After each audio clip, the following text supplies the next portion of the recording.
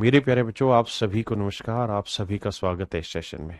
मेरे नन्हे मुन्ने बच्चों, सौरभ, विकास कुमार, नीतीश कुमार, सागर गुप्ता, नितिन यादव, सुनीता खोल, पर्वता, प्रीति कुमारी, अनूप, राकेश, सौभाग्य, रंजन पानी, मनीष, मेरे प्यारे बच्चों आप सभी को नमस्कार। इंद्रजीत, रंजन, अविनाश, भूमिका, पिंटू कुमार, मेरे प्यारे बच्चों आप सभी को नमस्कार। आइए आगे बढ़ते हैं।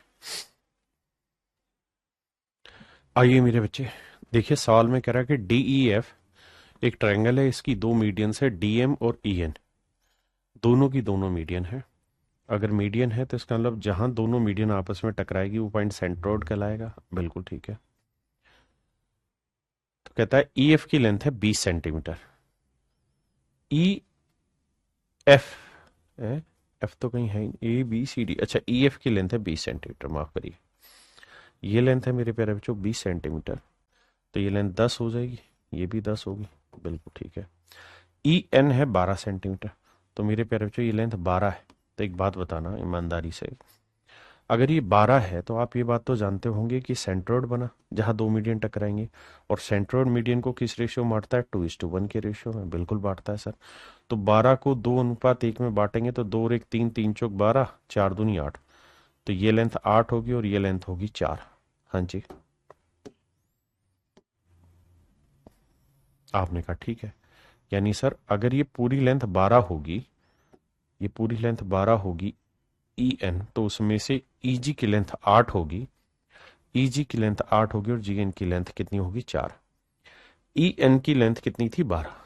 तो कहता है DM की लेंथ बताइए। तो मेरे प्यारे बच्चों साथ में वो ये भी कह रहा था कि भाई दोनों मीडियन एक दूसरे को राइट एंगल पे इंटरसेक्ट कर रही है, राइट एंगल पे इंटरसेक्ट कर रही है, समकोण पे एक दूसरे को काट रही है। आदर्श शर्मा जी ध्यान दीजिए, अगर ये समकोण पे काट रही है तो इसका मतलब ये एक समकोण त्रिभुज है। थोड़ा बन टेढ़ा रहा है लेकिन समझने की कोशिश करना है, ये एक समकोण त्रिभुज है जिसमें ये वाली साइड है 8, ये वाली साइड है 10। क्या हम ये वाली साइड निकाल सकते हैं? बिल्कुल निकाल सकते हैं सर। कैसे सर? ट्रिपलेट होता है पाइथागोरस थ्योरम, जिस मर्जी से निकालिए।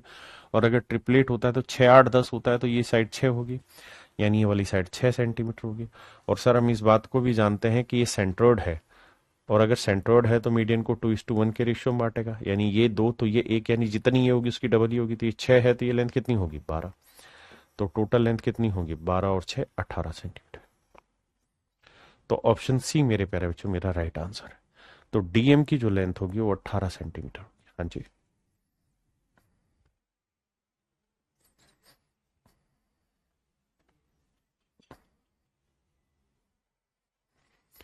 कहता है NOP की दो मंदिकाएं NA और OB, NA और OB एक दूसरे को S पर समकोण पर काटती। कहता है जहां ये इंटरसेक्ट करती है ना वो समकोण पर करती है, ये राइट एंगल है, ये पॉइंट है S। यदि NA की लेंथ है 15, तो 15 को मेरे प्यारे बच्चों 2 1 में बांटेंगे तो 2 और 1 3, 3 5 15, 5 दूनी 10, 5, तो ये लेंथ 10 होगी और ये लेंथ होगी मेरे बच्चे 5। आपने कहा बिल्कुल ठीक है। और OB की लेंथ है मेरे बच्चे 15, तो ये लेंथ है OB 15, तो 15 को भी जब 2:1 में बांटोगे तो ये लेंथ 10 आएगी और ये लेंथ आएगी 5। आपने कहा बिल्कुल ठीक है। भाई मीडियन की लेंथ दी हुई ना, तो सेंट्रोइड मीडियन को किस रेशियो में बांटता है? 2:1 में। बिल्कुल ठीक है। तो कह रहा OA की लंबाई क्या है? OA ये वाली लेंथ बताइए क्या है। तो ध्यान से देखोगे तो ये राइट एंगल ट्रायंगल ही तो बनी। तो ये हाइपोटेन्यूज की लेंथ पूछिए, तो इसका वर्ग जमा इसका वर्ग का स्क्वायर रूट, 10 का वर्ग 100, 5 का वर्ग 25, तो 125 का वर्गमूल। 125 क्या होगा? 25 5 125, यानी 5√5। तो आंसर होगा 5√5। ध्यान देना मेरे बच्चे, OA क्या है? OA हमें निकालना था। बिल्कुल, तो OA की लेंथ आ जाएगी 5√5। क्या आप मेरी बात समझ पाए या नहीं?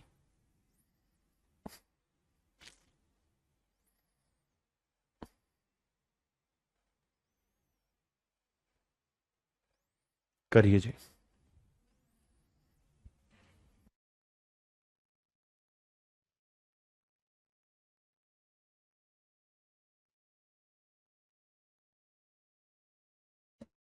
देखिए मेरे भाई, कह रहा है कि ट्रायंगल PQR की दो माध्यिकाएं QT और RS एक बिंदु G पर समकोण प्रतिच्छेदित करती है।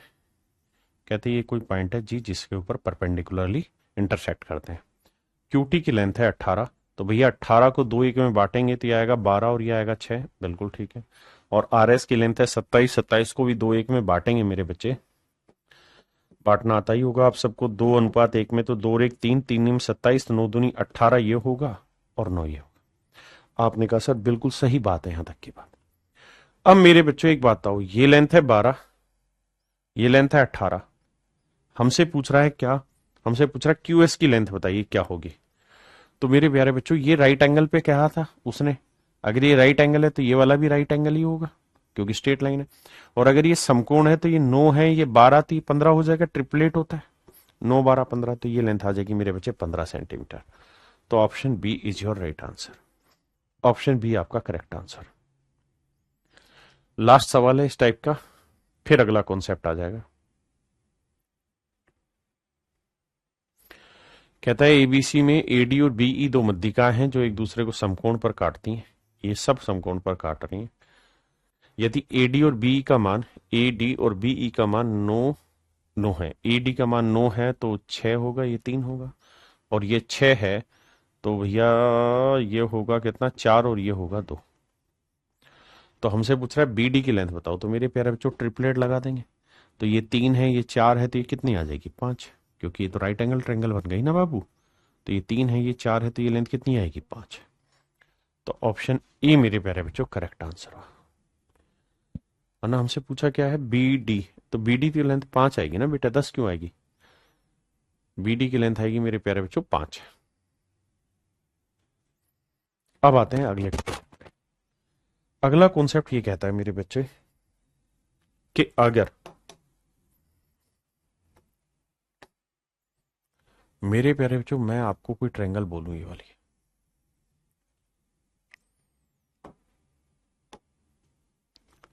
कि भैया ये कोई ट्रायंगल है और इस ट्रायंगल का बेस है B, और भैया यहां से ऑब्ट्यूस एंगल है। तो मेरे प्यारे बच्चों ऑब्ट्यूस एंगल ट्रायंगल की कहानी क्या होती है, अधिकोण त्रिभुज की कहानी क्या होती है, कि इसमें जो एल्टीट्यूड खींचा जाता है ना इस वाले वर्टेक्स से, वो जानते हैं ऑर्थो सेंटर बना तक समझाया था कि वो कभी भी इस पे तो बनेगा ही नहीं अंदर, तो बाहर बनेगा, लेकिन वो माना इसी का जाता है, किसी और ट्रायंगल का नहीं माना जाता, वो माना इसी का जाता है मेरे बच्चे, है ना, माना इसी का जाता है मेरे बच्चे, क्लियर है। तो भैया अगर ये हाइट h है तो इस ट्रायंगल का एरिया ABC, तो एरिया ऑफ ट्रायंगल ABC जानते हो क्या हो जाएगा, इसका एरिया हो जाएगा हाफ इंटू बेस हो गया B और हाइट हो गई h, बेस इंटू हाइट, बिल्कुल ठीक है। ऐसे ही मेरे बच्चे अगर मैं आपसे कहूं कि यार मुझे इस वाली ट्रायंगल का एरिया बताइए, इसके बेस की लेंथ को मैं x मान ले रहा हूं, तो आप मुझे बताइए एरिया ऑफ ट्रायंगल ADB, इसका एरिया बताइए क्या होगा। तो भी आप यही कहेंगे कि सर बेस हुआ x तो हाफ इंटू एक्स और हाइट इसकी भी h ही मानी जाएगी। तो मेरे बच्चे हाफ से हाफ कटा, h से h कटा, तो इनके एरिया का जो रेशियो होगा मेरे प्यारे बच्चों वो x:b होगा। क्या होगा मेरे प्यारे बच्चों, x:b होगा। इसका अर्थ मेरे बाबू ये हुआ सवाल का कि अगर दो या दो से ज्यादा ट्रायंगलों का बेस कॉमन है, यानी इसी बेस पे ये वाली ट्रायंगल बनी है, ठीक है जी, और इसी बेस पे ये वाली ट्रायंगल बनी है, अगर इन दो से ज्यादा दो या दो से ज्यादा ट्रायंगलों का बेस अगर एक स्ट्रेट लाइन पे ही लाई करता है, ध्यान देना ट्रायंगल ADB का बेस भी इसी लाइन पे है और ट्रायंगल ABC का भी बेस इसी लाइन पे, अगर दो या दो से ज्यादा ट्रायंगलों का बेस एक सेम स्ट्रेट लाइन पे लाई करता है तो मेरे प्यारे बच्चों इनके एरिया का रेशियो वही होता है जो इनके बेस की लेंथ का रेशियो होता है। तो इनके एरिया का रेशियो वही होता है जो इनके बेस की लेंथ का रेशियो होता है। तो अगर बेस की लेंथ x:b है तो इनके एरिया का रेशियो भी x:b ही होगा। यही कुल मिला के इस कॉन्सेप्ट में समझाया गया है क्या, कि अगर दो या दो से ज्यादा त्रिभुज है, यदि दो या दो से अधिक त्रिभुज किसी एक सरल रेखा पर आधारित हो, मतलब सबका ही जो बेस हो वो एक स्ट्रेट लाइन पे लाई करता हो, सबका बेस एक स्ट्रेट लाइन पर बेस्ड हो, तथा उनका क्षेत्रफल का अनुपात वही होता है जो उनके आधार की लंबाई का अनुपात होता है। कह रहा है कि अगर दो या दो से ज्यादा ट्रायंगलों का बेस एक स्ट्रेट लाइन पे लाई करता हो और उन सभी ट्रायंगलों का एक कॉमन वर्टेक्स भी हो, सभी ट्रायंगलों का एक कॉमन वर्टेक्स भी हो, तो उनके एरिया का रेशियो वही होगा जो उनके बेस की लेंथ का रेशियो होता है। जैसे एग्जांपल के तौर पे मैं आपको कहूं कि भैया ये कोई लाइन है, ठीक है भैया, एक ट्रायंगल मैंने ये बना दी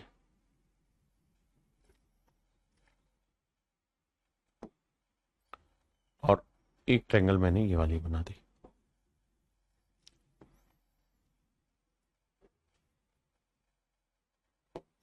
दो ट्रायंगले बना दी, इसके बेस की लेंथ ए है और इसके बेस की लेंथ बी है। तो मैं जानना चाहता हूं इन दोनों ही ट्रायंगल के एरिया का रेशियो क्या होगा, इन दोनों ही त्रिभुजों के क्षेत्रफल का अनुपात क्या होगा। तो आप गलती से भी ये मत कह देना ए इज टू बी होगा, नहीं। क्यों? क्योंकि अगर ध्यान देंगे तो आपको समझ में आएगा कि इसकी हाइट ही अलग वैल्यू होगी, इसकी हाइट डिफरेंट होगी और इसकी हाइट डिफरेंट होगी। और जब हाइट डिफरेंट डिफरेंट होगी तो एरिया सेम बनेगा ही नहीं, या एरिया का रेशियो वो होगा ही नहीं जो बेस का है। तो फिर से इस डेफिनेशन को लिखवाता हूं, टू और मोर ट्रायंगल, टू और मोर triangle based on a same straight line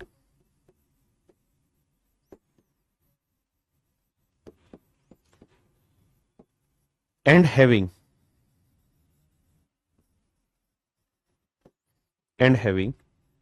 a common vertex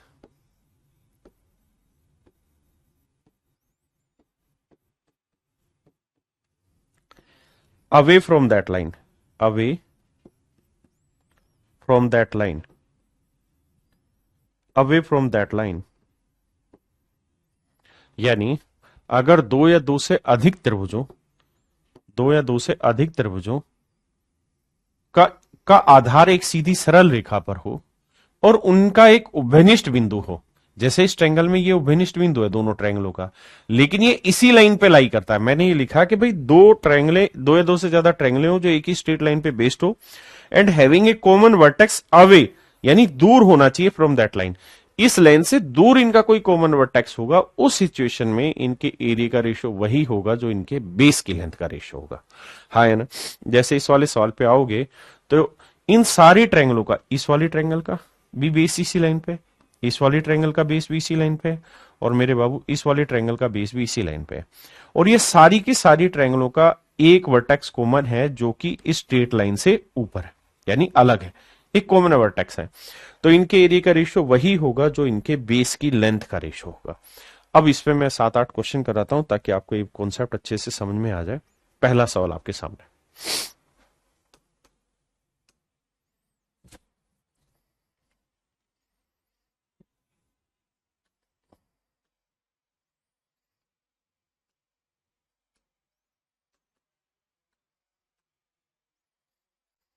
सवाल में कह रहा है भैया ये कोई ट्रायंगल है एबीसी, इसमें बीसी के ऊपर कोई बिंदु है पी, इस प्रकार से है कि बीपी इज टू पीसी का रेशियो 1:2 है, ये लेंथ 1 है तो ये वाली लेंथ 2 है, और क्यू बिंदु बीपी का मध्य बिंदु है।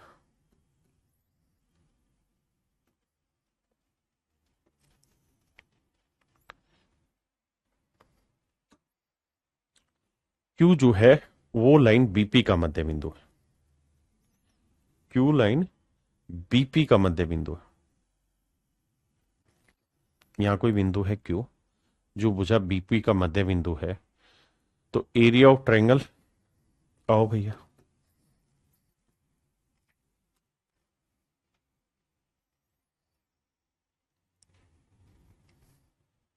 ऐसे, तो area of triangle A B Q is to area of triangle A B C बताना है क्या होगा। आओ मेरे बाबू ध्यान से मेरी बात को समझना,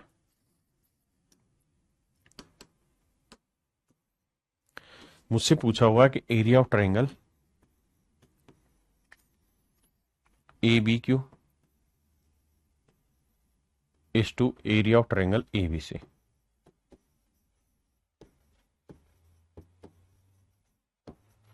इनके एरिया का मेरे प्यारे बच्चों रेशियो बताइए क्या होगा। और जरा ध्यान देना मेरे प्यारे प्यारे बच्चों, एक बात को समझना और जवाब देना। क्या कि भाई ये कोई ट्रायंगल है? बिल्कुल है सर। इस ट्रायंगल में मेरे बच्चे क्यों मिड पॉइंट है? ऐसा मैं नहीं सवाल कह रहा है। अगर क्यों मिड पॉइंट है तो भैया ये इसका मतलब ये हुआ कि ये लेंथ अगर 1 यूनिट होगी तो ये वाली लेंथ भी 1 यूनिट ही होगी। बिल्कुल ठीक है, इसमें किसी भाई को कोई दिक्कत है नहीं।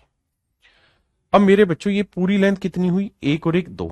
तो अगर ये पूरी लेंथ 2 यूनिट हुई है तो नेचुरली ये पीसी की लेंथ तो 4 होगी। क्यों सर? क्योंकि इनकी लेंथ का रेशियो 1:2 है।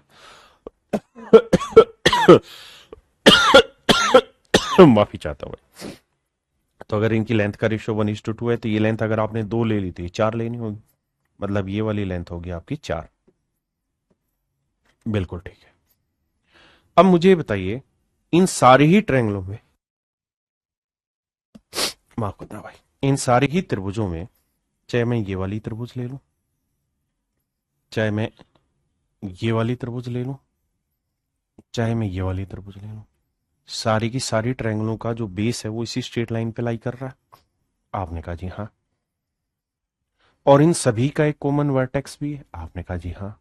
तो इनके एरिया का रेशियो वही होगा जो इनके बेस की लेंथ का रेशियो है। तो मेरे प्यारे बच्चों, अगर इसके बेस की लेंथ 1 है तो इसका एरिया 1 होगा, इसके बेस की लेंथ 1 है तो इसका एरिया भी 1 होगा, इसकी बेस की लेंथ 4 है तो इसका एरिया भी 4 होगा। यानी ए बी क्यू का एरिया मेरे प्यारे बच्चों अगर 1 यूनिट होगा तो पूरी बड़ी ट्रायंगल ए बी सी का जो एरिया होगा 1 और 1 2 और 4 6 होगा। तो इनके एरिया का रेशियो मेरे प्यारे बच्चों 1:6 होगा। इनके एरिया का रेशियो 1:6 होगा। हाँ जी, करिए जी।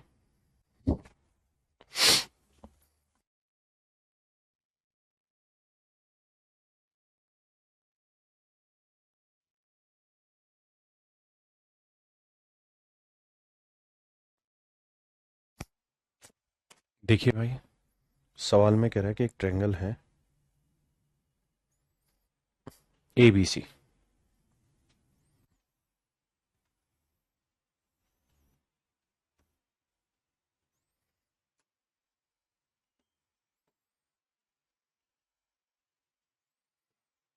डी बिंदु बीसी पर इस प्रकार स्थित है कि B D is to D C 2:5।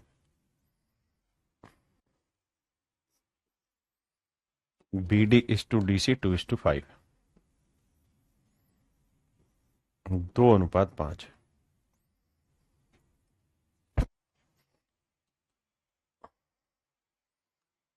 अब मेरे प्यारे बच्चों ध्यान दीजिए,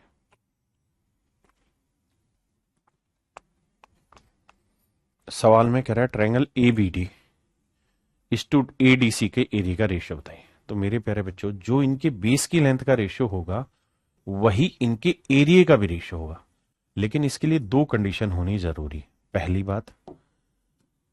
बात तो ये कि सर दोनों की दोनों जो ट्रायंगले हैं उनका जो बेस होना चाहिए वो एक स्ट्रेट लाइन पे लाई करना चाहिए। तो देखिए एक स्ट्रेट लाइन पे लाई कर रहा है, बिल्कुल ठीक है। दोनों का एक कॉमन वर्टेक्स भी होना चाहिए, वो भी लाई कर रहा है। तो मेरे प्यारे बच्चों, इसका जो रेशियो हुआ 2:5। Option D is your right answer.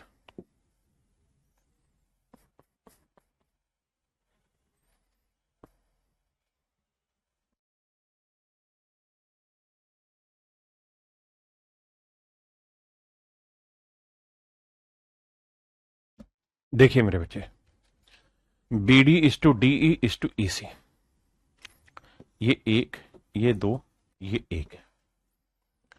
ये लेंथ मेरे प्यारे बच्चों 1 है, ये लेंथ मेरे प्यारे बच्चों 2 है, और ये वाली लेंथ मेरे प्यारे प्यारे बच्चों 1 है। जिस सवाल में पेपर में फिगर है मैं भी उसमें फिगर दे रहा हूं। सवाल में कह रहा है ए बी की लेंथ है 6, ए सी की लेंथ है 10 और बी सी की लेंथ है 8। मेरे प्यारे बच्चों एक बात बताना, अगर किसी ट्रायंगल की साइड है 6, 8 और 10 है तो क्या ये तय नहीं मान लिया जाए कि एक राइट एंगल है? आपने कहा जी बिल्कुल मान लिया जाए। क्योंकि ट्रिपलेट बना रहा है। और अगर ये समकोण त्रिभुज है तो इसका क्षेत्रफल क्या होगा, तो एरिया जो होगा इसका हाफ इंटू अगल बगल, मतलब छोटी साइड है 6 × 8 परपेंडिकुलर इंटू 20, क्योंकि सबसे बड़ी साइड तो हाइपोटेन्यूस होती है, ये तो तय है।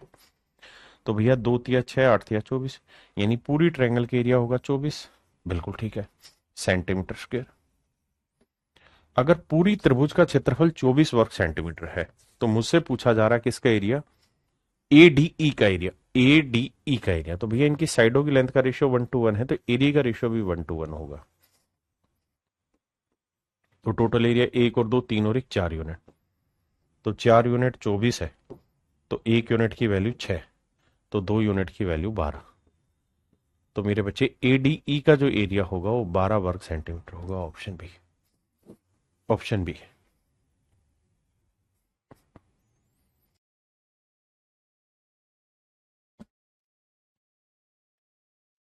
देखिए ट्रायंगल एबीसी में डी भुजा बीसी का बीसी को 2:3 में बांटता है। एबीसी का क्षेत्रफल पूरी ट्रायंगल का एरिया दे रखा है, तो एबीडी का बताना। तो भैया ये 2:3 है, तो एरिया का रेशियो भी 2:3 ही होगा। तो पूरी बड़ी ट्रायंगल के एरिया 2 और 3 5 यूनिट बना, तो 5 यूनिट 40 वर्ग सेंटीमीटर है, तो 1 यूनिट की वैल्यू 5 8 40 8 होगा। तो एबीडी का एरिया पूछा तो 8 दूनी 16, तो ये एरिया हो जाएगा मेरे बच्चे 16 वर्ग सेंटीमीटर, ऑप्शन बी।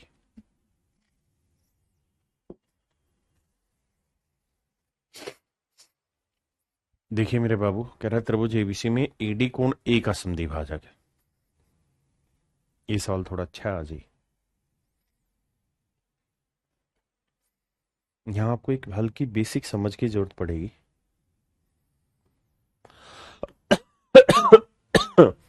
कहता है त्रिभुज एबीसी में कोण ए का समद्विभाजक है एडी।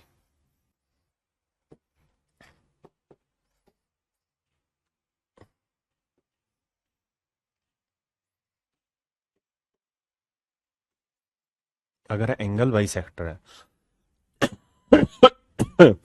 ए बी की लेंथ है 14, ए सी की लेंथ है मेरे भाई 20, बीसी की लेंथ है 12।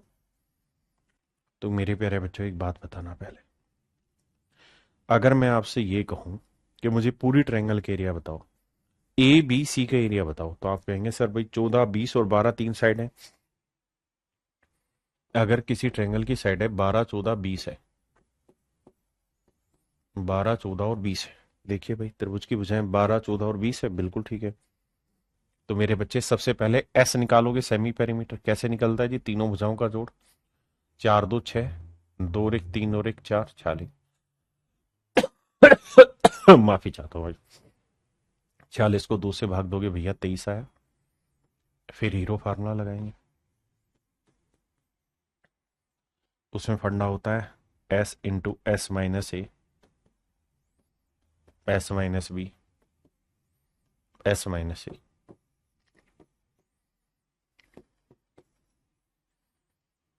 23 है, 23 में से 12 गया मेरे बच्चे 11 बचा, 23 में से 14 गया 9 बचा, 23 में से 20 गया 3 बचा। अब मेरे प्यारे बच्चों ध्यान से मेरी बात सुनिए, समझिए। अब 9 का वर्गमूल आ जाएगा 3, बाहर निकाल देते, बाकी तो कुछ बना ही नहीं, तो गुना करना पड़ेगा, 23 3 69, 69 को 11 से करोगे तो भैया 9 9 और 6 15, 6 1 7, 759, 3√759 मेरे बच्चे अंदर वैल्यू आई एरिया की। तो पूरी बड़ी ट्रायंगल का जो एरिया आया वो 3√759, 759। अब मुझे एक बात बताना, अगर ये एंगल बाइसेक्टर है तो भाई जो रेशियो इस साइड का इस साइड से होगा वही रेशियो इस साइड का इस साइड से होगा, बिल्कुल ठीक है। तो 2 7 14, 2 दही 20, तो अगर ये रेशियो 7:10 है साइडों का, तो इन साइडों की लेंथ का रेशियो भी 7:10 है, बिल्कुल ठीक है। और अगर इनके बेस की लेंथ का रेशियो 7:10 है मेरे बच्चे, तो इनके एरिया का रेशियो भी 7 और 10 ही होगा, तो इस ट्रायंगल का एरिया 7 होगा, तो इसका एरिया 10 होगा, बिल्कुल ठीक है। तो टोटल एरिया 7 और 10 17 बना, तो 17 यूनिट रिप्रेजेंट कर रहा है इसे, तो 1 यूनिट की वैल्यू बटे 17। तो मुझसे पूछा क्या जा रहा है, ए बी डी का एरिया बताइए, ए बी डी का एरिया कितना है 7 यूनिट, तो 7 यूनिट की वैल्यू बताओ, तो गुना 7, तो आंसर आएगा 21/17, 21/17 √759। Option C is your right answer.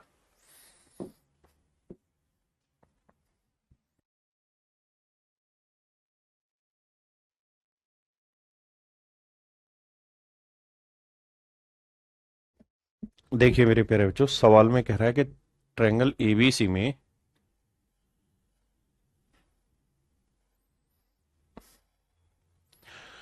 कहते हैं ट्रायंगल एबीसी एंगल ए का कोण समद्विभाजक एडी को,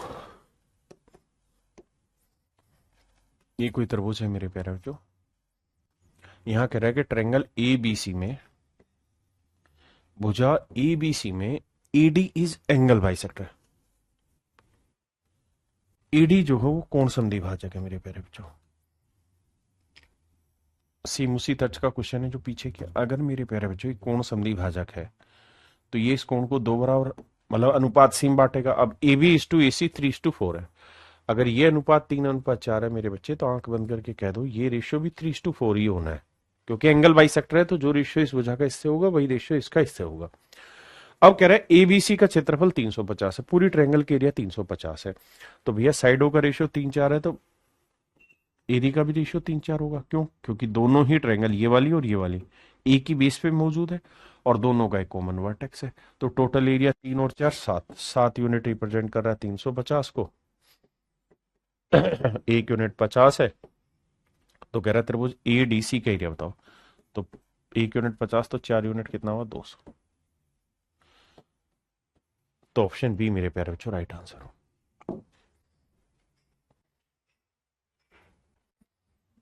करिए मेरे बच्चे।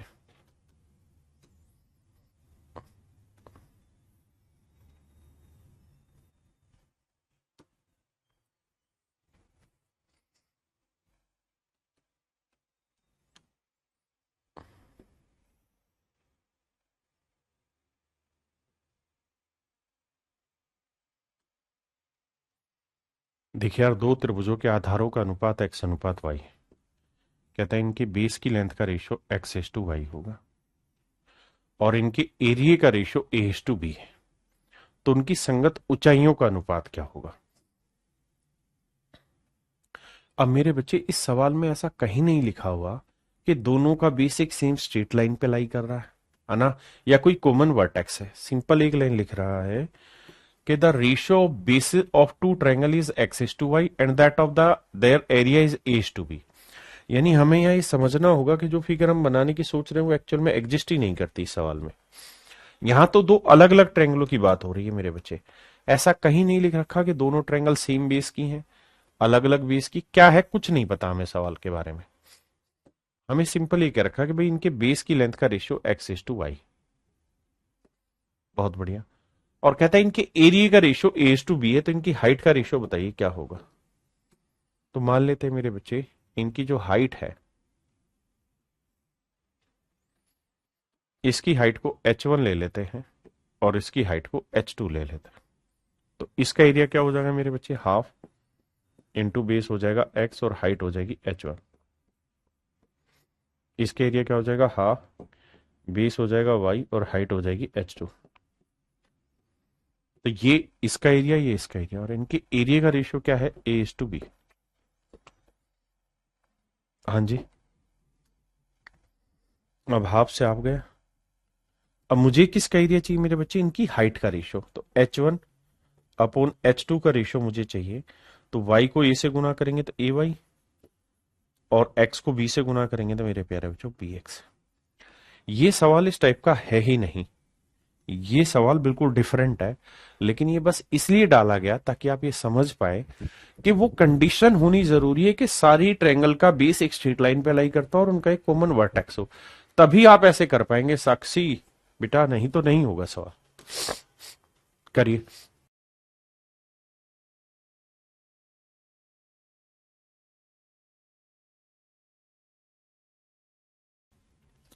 देखिए सवाल में कह रहे हैं इन्हें triangle ABC D is any point on side BC such that B D is to D C 5:7। यानी एक ही त्रिभुज की बात हो रही है बाबू। कहता है ट्रायंगल एबीसी में डी एक ऐसा बिंदु है जिससे इसका रेशियो 5:7 हो रहा है। बहुत बढ़िया जी। Perpendicular from D are drawn on side A B. कहता है डी से एक परपेंडिकुलर खींचा गया भुजा ए बी पर। पहले तो एडी को मिला दूं भाई। अब सवाल में बाबू कह रहा है क्या कि डी से यहां पर एक परपेंडिकुलर खींचा गया। ठीक है जी। अगली लाइन आगे कह रहा है and AC at point E perpendicular from A point D are drawn on side A B and A C. कहता है ए बी और ए सी दोनों भुजाओं पर खींचे गए हैं। यहां पे भी खींचा गया भैया, ये खींचा गया है ई पे और ये है मेरे प्यारे बच्चों एफ पे।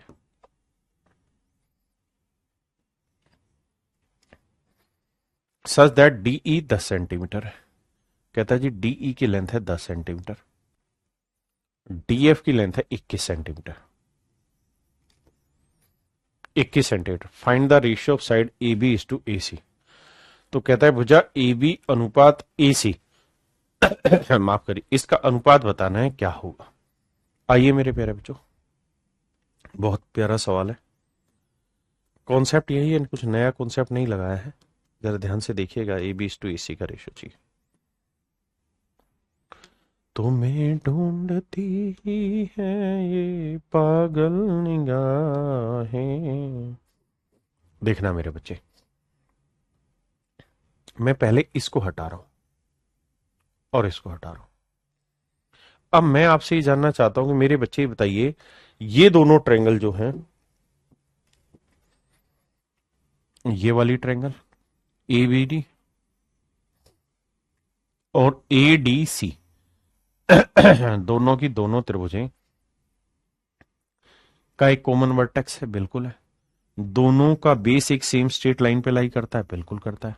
अगर दोनों त्रिभुजें एक ही आधार पर आधारित है, सीधी रेखा पर बेस्ड हैं, दोनों का एक उभयनिष्ठ शीर्ष है, तो मेरे प्यारे बच्चों इनके एरिया का रेशियो वही होगा जो इनके बेस की लेंथ का रेशियो होगा।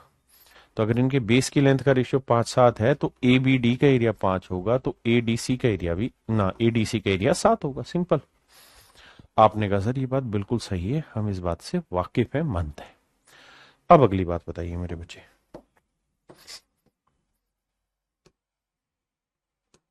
अगर आप ये मानते हैं तो आप ये बात तो समझ गए कि भैया area of triangle A B D is to area of triangle ADC. ADC area of triangle ADC, इनका रेशियो जो होगा मेरे बच्चे वो 5:7 होगा। आपने कहा बिल्कुल ठीक है। अगर मेरे बच्चों ये बात तय है तो मैं इस ट्रायंगल पे बात कर रहा हूं। इस ट्रायंगल में मैं बेस ले रहा हूं ए बी और हाइट हो गई 10। बेस ले रहा हूं ए बी और हाइट हो गई मेरे बच्चे 10, तो एरिया हो जाएगा हाफ। बेस हो गया ए बी और हाइट हो गई 10। बिल्कुल ठीक है, ये इस वाली ट्रायंगल का एरिया है। ऐसे ही मेरे लाला इस वाली ट्रायंगल पे आ जाइए।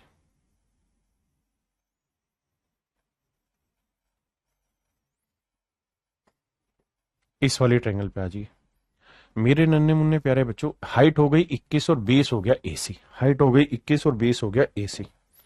हाइट हो गई 21 और बेस हो गया एसी, तो हाफ। बेस हो गया एसी और हाइट हो गई 21। बिल्कुल ठीक है। और इनकी हाइट लेंथ का रेशियो 5:7। बिल्कुल जेन्युइन है। अब भाई इनके एरिया का रेशियो निकल गया। अब काटपीट मचाते हैं, हाफ से हाफ गया। देखो जी, 5 एकम 5, 5 दूनी 10, 7 एकम 7, 7 तिया 21।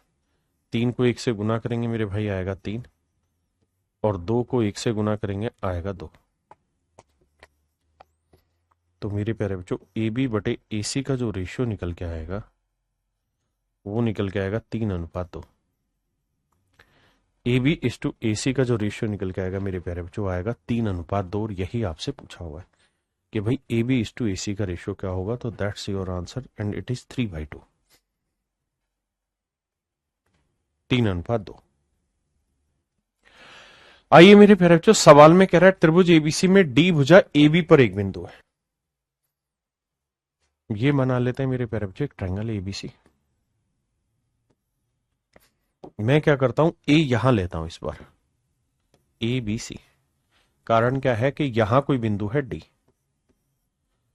और अगर यहां डी बिंदु है मेरे बच्चे, तो यहां सवाल में कह रहा है कि भैया इसको इससे मिला दो। तो AB पर एक बिंदु डी हो गया। अब कह रहा है ECD पर, यहां कोई पॉइंट है E, ये CD के ऊपर कोई पॉइंट है, इस प्रकार से है कि ADE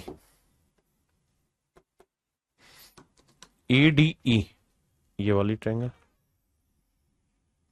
ADE, AEC और BDE इन तीनों के एरियाज के बारे में स्पेसिफिकेशन दी हुई है। अब मेरे प्यारे बच्चों, हमें सिर्फ ये देखना है कि इस वाली दोनों ट्रायंगल में ये कॉमन वर्टेक्स है, इसी वर्टेक्स से ये वाली ट्रायंगल बन रही है, और इसी वर्टेक्स से ये वाली ट्रायंगल बन रही है, और दोनों ही ट्रायंगलों का बेस एक ही स्ट्रेट लाइन पे लाई कर रहा है। तो मेरे प्यारे बच्चों, इनके बेस की लेंथ का जो रेशियो होगा वही इनके एरिया का रेशियो होगा, या जो इनके एरिया का होगा वही इनकी बेस की लेंथ का रेशियो होगा। आपने कहा जी ठीक है।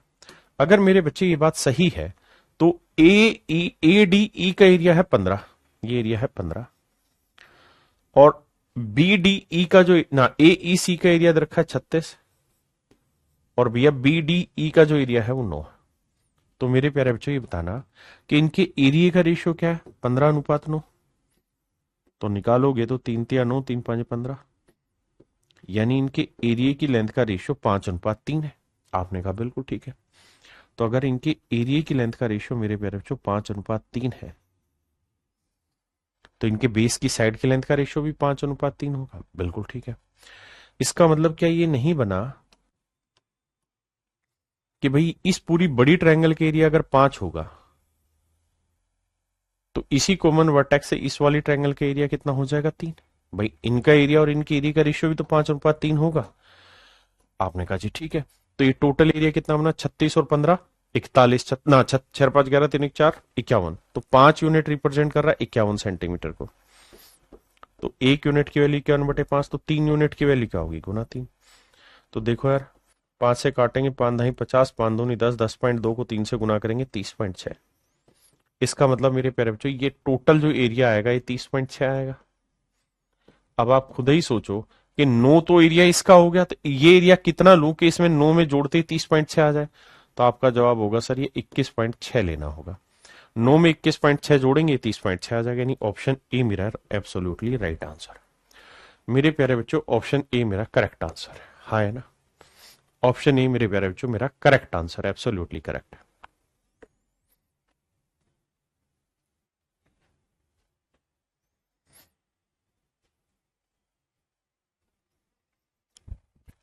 अब मेरे प्यारे बच्चों सेम ही कॉन्सेप्ट पे एक नया तैयार कर रहे हैं। कॉन्सेप्ट क्या कि अगर मान लीजिए ये कोई ट्रायंगल है, और अगर मैं यहां से सामने वाली लाइन पे कि मिड पॉइंट को मिला दो, किसी वर्टेक्स से सामने वाली साइड के मिड पॉइंट को मिला दो, तो ये लाइन क्या कहलाएगी, मीडियन।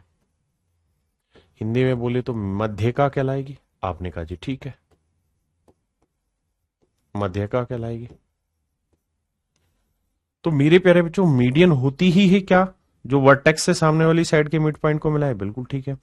और अगर ऐसा है और ये मिड पॉइंट है तो ये लेंथ 1 होगी, तो मेरे प्यारे बच्चों ये लेंथ भी क्या होगी, 1। बिल्कुल ठीक है। तो मेरे प्यारे बच्चों अगर इनके बेस की लेंथ का रेशियो 1:1 है, अगर इनके आधार की लंबाइयों का अनुपात 1:1 है, तो इनके क्षेत्रफलों का अनुपात भी क्या होगा, 1:1। इनके क्षेत्रफलों की लंबाई का अनुपात भी मेरे प्यारे बच्चों क्या होगा, 1:1। अगर इनके बेस की लेंथ का रेशियो 1:1 है, तो इनके एरिया का रेशियो भी 1:1 होगी। बिल्कुल ठीक है। तो इसका मतलब ये हुआ कि जो मीडियन होती है उसी का हम एक और नामकरण कर सकते हैं, दैट इज एरिया बाइसेक्टर। यानी हम ये कह सकते हैं कि मध्यिका जो होती है वो क्षेत्रफल द्विभाजक भी हो सकती। मध्यिका को हम क्षेत्रफल द्विभाजक भी कह सकते हैं, ध्यान रखना, क्योंकि ये क्षेत्रफल को 2 बराबर एरिया में बांटती है, 2 बराबर एरिया में बांटती है मेरे प्यारे बच्चों। हाँ जी, अगला पॉइंट, इसी तरीके से अगर मान लीजिए मैंने कोई ट्रायंगल बनाई और आप ये बात समझते हैं कि यहां से मैं सामने वाली साइड के मिड पॉइंट को मिलाऊंगा तो ये मीडियन कहलाएगी, ये मीडियन हुई। तो मेरे प्यारे बच्चों अगर ये मीडियन हुई तो जितना एरिया इसका होगा उतना एरिया इसका होगा, बिल्कुल ठीक बात है। ऐसे ही अगर ये वाली मीडियन आप मिलाओगे और ऐसे ही अगर आप ये वाली मीडियन मिलाओगे तो कहानी ये होनी मेरे प्यारे बच्चों, समझने वाली बात ये कि अगर मैं इस वाली ट्रायंगल में देखूं, इस वाली ट्रायंगल में देखूं तो मीडियन है तो ये मिड पॉइंट होगा, और मिड पॉइंट होगा तो ये बेस की लेंथ 1:1 है तो ये एरिया भी 1:1 में आएगा, बिल्कुल। तो मैं कहना आपको ये चाह रहा हूं कि अगर ये मीडियन है तो ये एरिया एक होगा तो ये एरिया भी एक ही होगा, ऐसा ये एरिया एक तो ये वाला एरिया भी मेरे बच्चे एक होगा, ये एरिया एक तो ये वाला एरिया भी एक होगा। तो मेरे प्यारे बच्चों मेरा कहने का अर्थ यहां पे ये है कि अगर आप तीनों मीडियन खींच देंगे, अगर आप तीनों मध्यिकाएं खींच देंगे तो त्रिभुज को आप 6 बराबर क्षेत्रफलों में बांट देंगे। तो उस केस में आप ट्रायंगल को 6 इक्वल एरिया में बांट देंगे मेरे बच्चे। दूसरी चीज, ऐसे ही अगर ये ट्रायंगल है और मेरे प्यारे बच्चों ये कोई पॉइंट है जिसे हम सेंट्रोइड कह रहे हैं, जी से डिनोट कर रहे हैं, सेंट्रोइड कह रहे हैं, और अगर सेंट्रोइड से ट्रायंगल के तीनों वर्टेक्स को मिला दें, तीनों वर्टेक्स को मिला दें,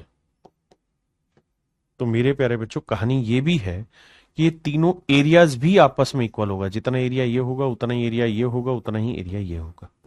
यानी ये कुल मिला के त्रिभुज को 3 बराबर क्षेत्रफलों में भी बांट देता है। ये मेरे प्यारे बच्चों त्रिभुज को 3 बराबर क्षेत्रफलों में भी बांट देता है, हाँ है ना। ये ट्रायंगल को 3 इक्वल एरिया में बांट देता है, यहां ये ट्रायंगल को 6 इक्वल एरिया में बांट देता है मेरे प्यारे बच्चों, और मीडियन ट्रायंगल को 2 इक्वल एरिया में बांट देती है। इसी कॉन्सेप्ट को यहां लिखा गया है कि भैया मीडियन एरिया बाइसेक्टर होती है, ये 6 बराबर क्षेत्रफलों में बांट देता है, हाँ है ना। तो पहला सवाल करिए क्या करा, कह रहा है कि ट्रायंगल एबीसी में एडी मध्यिका है, त्रिभुज एबीसी का क्षेत्रफल इतना है। कह रहा है जी ये कोई ट्रायंगल है A B C, AD median है, एडी मीडियन है, तो ये पूरी ट्रायंगल का एरिया कितना है 100, तो ये एरिया 50 होगा, ये एरिया भी 50 होगा। तो हमसे पूछा है एबीडी का एरिया कितना होगा, तो 50। Option B is your right answer, option B correct answer.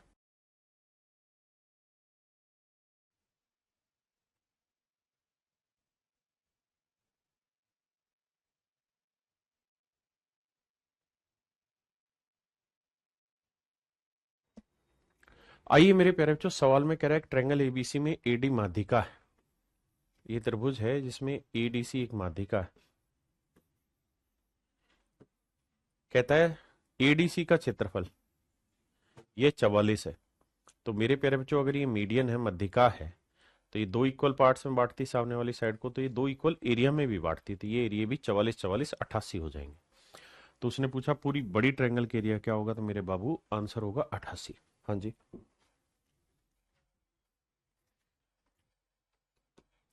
आप सवाल करते रहे, मैं फिगर बना रहा हूं।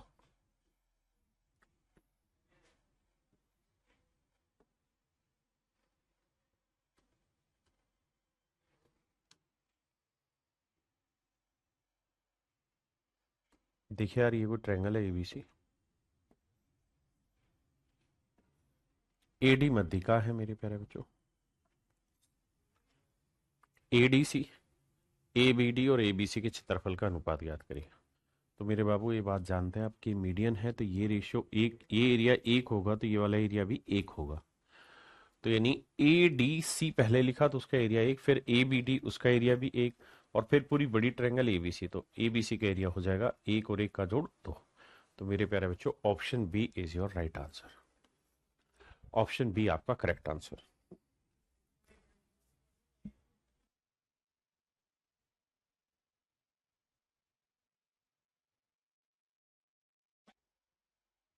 देखिए मेरे प्यारे बच्चों, सवाल में कह रहा है यदि 72 वर्ग सेंटीमीटर क्षेत्रफल वाले त्रिभुज एबीसी का केंद्रक जी है। कहता है ये कोई ट्रायंगल है ए बी सी,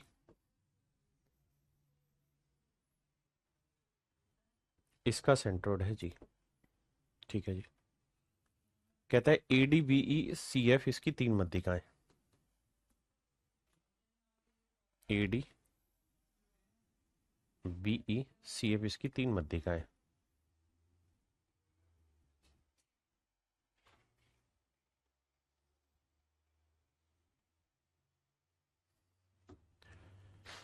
ADBE और CF इसकी 3 मध्यिकाएं। त्रिभुज BDG का क्षेत्रफल कितना होगा? देखिए मेरे प्यारे बच्चों, पूरी ट्रायंगल के एरिया 72 है। अब आप ये बात तो जानते हैं कि ये तीनों मीडियन खींचोगे तो 3 बराबर हिस्सों में ना 6 बराबर हिस्सों में पूरी ट्रायंगल के एरिया बटेगा। तो 72 को 6 से भाग दोगे तो ये आएगा 12। तो इसका मतलब ये एरिया 12 होगा, ये एरिया भी 12 होगा, ये एरिया भी 12, ये भी 12, ये भी 12, ये भी 12। अब हमसे पूछ रहा है BDG। हमसे क्या पूछ रहा है मेरे प्यारे बच्चों? BDG। BDG कहता है जी इस वाली ट्रायंगल के एरिया बताइए। तो मेरे प्यारे बच्चों इस वाली ट्रायंगल का एरिया कितना आएगा? 12। इस वाली ट्रायंगल का एरिया आएगा मेरे प्यारे बच्चों कितना? 12 वर्ग सेंटीमीटर।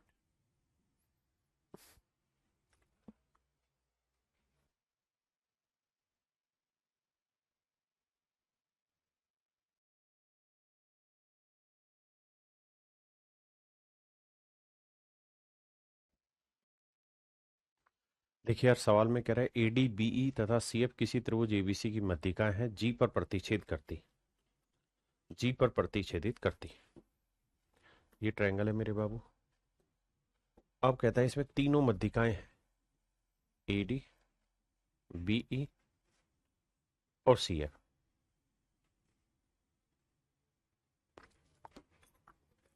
ABC BD ना ADBE और CF। और कहता है तीनों मीडियन एक दूसरे को G पर काटती है। बहुत बढ़िया। ABC का क्षेत्रफल 60 है। तो मेरे प्यारे बच्चों 60 को 6 बराबर हिस्सों में बांटोगे तो हर एक के एरिया 10 है। तो ये एरिया 10 10 10 10। बार बार ये इसलिए करा रहे हैं ताकि उस कॉन्सेप्ट को आप समझ पाओ। तो कहता है BDG ये वाला एरिया जमा BGF ये वाला, इन दोनों के एरिया का जोड़ बताइए क्या होगा। तो ये एरिया हो जाएगा 10 और 10 मेरे प्यारे बच्चों 20। Option D is your right answer. क्या हो जाएगा मेरे बच्चे? 20।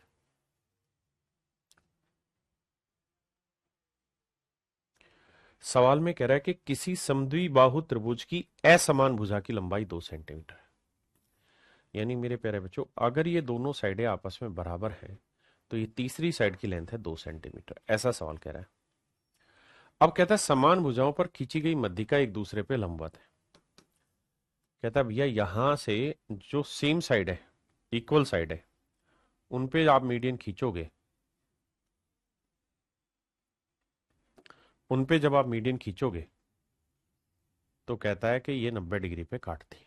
Let's say this point is जी, ये मिड पॉइंट पे काटती है। अब मेरे प्यारे बच्चों एक बात को समझना है,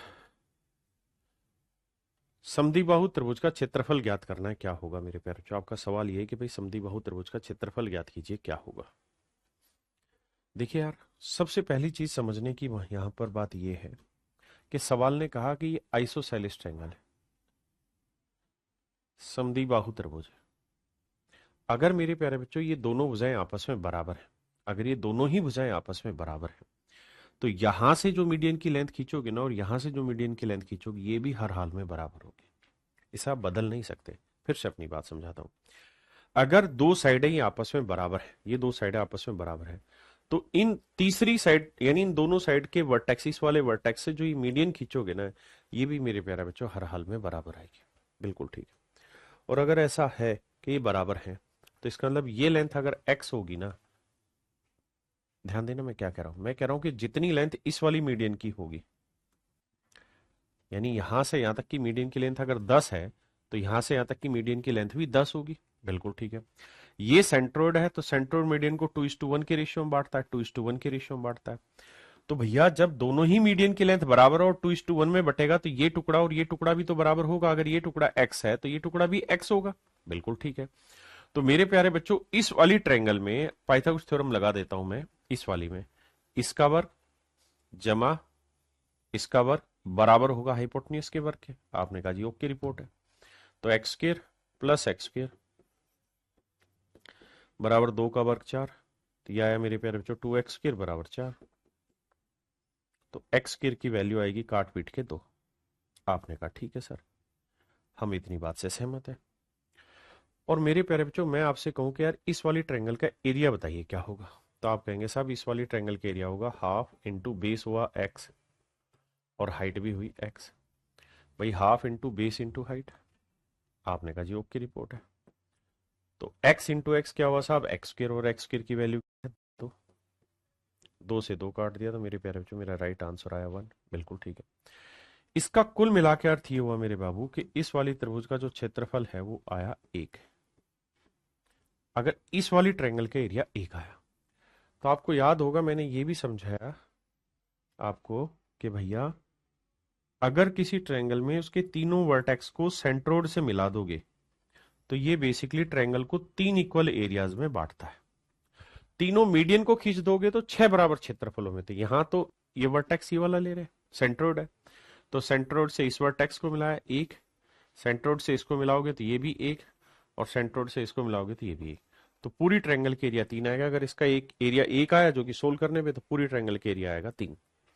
और यही मेरे प्यारे बच्चों आपसे पूछा गया था कि भाई पूरी बड़ी ट्रायंगल का एरिया बताइए क्या होगा।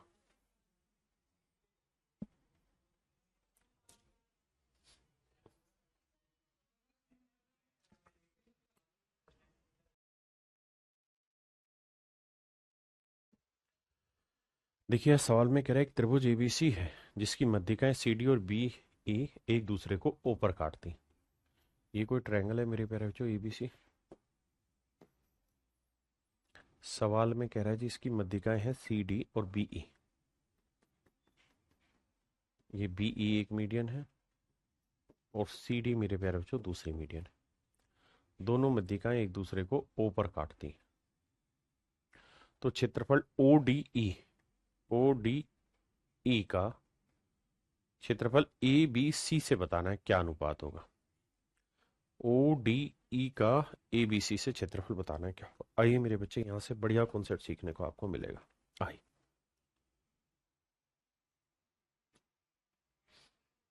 ये मेरे प्यारे बच्चों कोई ट्रायंगल है। अगर ये ट्रायंगल है और यहां से मैं सामने वाली साइड पे मीडियन खींच दूं, देखिए छोटे छोटे कॉन्सेप्ट कई सारे सीखने को मिलेंगे। और यहां से मेरे प्यारे बच्चों मैं एक मीडियन खींच दूं, यानी दोनों जगह से अगर मैं मध्यिकाएं खींच दूं मेरे प्यारे बच्चों, यहां पे भी मीडियन खींच दिया और यहां पे मेरे प्यारे बच्चों हमने मीडियन ले लिया। दोनों जगह अगर मेरे प्यारे बच्चों हम मीडियन खींच रहे हैं, तो पहली चीज तो ये कि आपको ये आंख बंद करके समझ लेना है कि मीडियन सामने वाली साइड को 2 बराबर भागों में भी बांटती है, यानी मिड पॉइंट को मिलाती है। और मेरे प्यारे बच्चों ये बात आप पहले भी पढ़ चुके हैं कि अगर हम किसी ट्रायंगल की किन्हीं 2 साइड्स के मिड पॉइंट को मिलाएंगे तो जो लाइन बनेगी वो तीसरी लाइन के पैरेलल भी होगी और उसकी आधी भी होगी। आपने कहा जी हाँ। आपको याद होगा मैंने ये चीज भी आपको समझाई थी कि भाई 2 पैरेलल लाइनें किए और एक ये, अगर 2 पैरेलल लाइन को मिला के कोई ट्रायंगल बनेगा तो ये दोनों के दोनों ट्रायंगल सिमिलर होंगे। आप कहें क्यों सिमिलर होंगे? देखिए पहली चीज तो ये कि ये लेंथ 1 होगी तो ये वाली लेंथ 2 होगी। आपने कहा जी बिल्कुल ठीक बात है, मान लेते हैं इस बात को, नाराज नहीं हो रहे आपसे। सर अगर आप नाराज नहीं हो रहे तो एक बात का जवाब दीजिएगा, थोड़ी देर के लिए इसे मिटा दे रहे।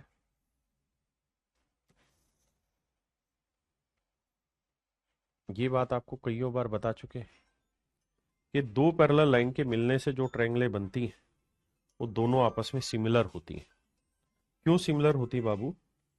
कारण क्या बेटा कि ये वाला एंगल और ये वाला एंगल इक्वल होंगे, अल्टरनेट इंटीरियर एंगल जेड बन रहा है ना। और ऐसे ये वाला एंगल और ये वाला एंगल भी आपस में इक्वल होंगे, ये भी जेड बन रहा है। और ये मेरे प्यारे बच्चों वर्टिकल अपोजिट एंगल है। आपने कहा ठीक है। तो सर पहली चीज ये कि त्रिभुज क्या है? सिमिलर है। अगर मेरे प्यारे बच्चों दोनों ट्रायंगल यहां सिमिलर हो गई, अगर दोनों त्रिभुज यहां समरूप हो गई, तो इनके क्षेत्रफलों का अनुपात क्या होगा? इनकी भुजाओं के वर्गों का अनुपात। तो 1 का वर्ग 1, तो 2 का वर्ग मेरे प्यारे बच्चों 4। तो इस वाली ट्रायंगल के एरिया 1 होगा, तो इस वाली ट्रायंगल के एरिया मेरे प्यारे बच्चों क्या होगा? 4। आपने कहा ठीक है। और अगर मेरे बच्चे में इन सारी चीजों को हटा दूं यहां से, तो आप ये बात भी जानते ही होंगे, महसूस करते ही होंगे कि सर ये सेंट्रोइड है। क्यों है साहब सेंट्रोइड? क्योंकि ये ट्रायंगल थी सर एबीसी, और हमने क्या किया था सर, यहां से एक मीडियन खींची, ये मान लो बीडी और ये सीई मीडियन है। तो मीडियन जिस पॉइंट पे आ जाके आपस में टकराती है वो पॉइंट सेंट्रोइड कहलाता है, केंद्रक कहलाता है, जी कहलाएगा सर। ये बात भी सही है सर। अब अब बाबू कहानी ये भी समझने वाली है कि अगर ये ट्रायंगल है और ये सेंट्रोइड है, जी सेंट्रोइड है, तो सेंट्रोइड से वर्टेक्स को मिलाओगे तो ये हमेशा ही ट्रायंगल को 3 इक्वल एरिया में बांटेगा। तो अगर ये वाला एरिया 4 है तो ये भी 4 होगा, ये भी 4 होगा, तो पूरी का एरिया कितना होगा? 12। उसने हमसे पूछा ई जी डी का पूरी बड़ी ट्रायंगल के। तो मेरे बच्चों ध्यान ये रखना कि अगर ये एरिया 1 है तो ये 4, और ये 4 है तो ये भी 4 होगा, ये भी 4 होगा, यानी पूरी बड़ी ट्रायंगल का एरिया होगा 12। यहां से मैं 3-4 सवाल एक साथ इकट्ठे लेके खत्म कराने की कोशिश करता हूं, ध्यान दीजिएगा प्लीज। पहला सवाल आपसे ये पूछा जाएगा, what is the area of triangle E D G is to area of triangle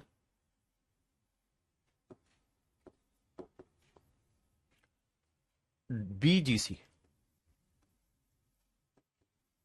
कि भैया इनके एरिया का रेशियो बताओ। तो हमें ध्यान देना है कि भाई ईडीजी का एरिया 1 यूनिट होगा तो इसका एरिया 4 होगा। ये बात बिल्कुल ठीक है, समझते।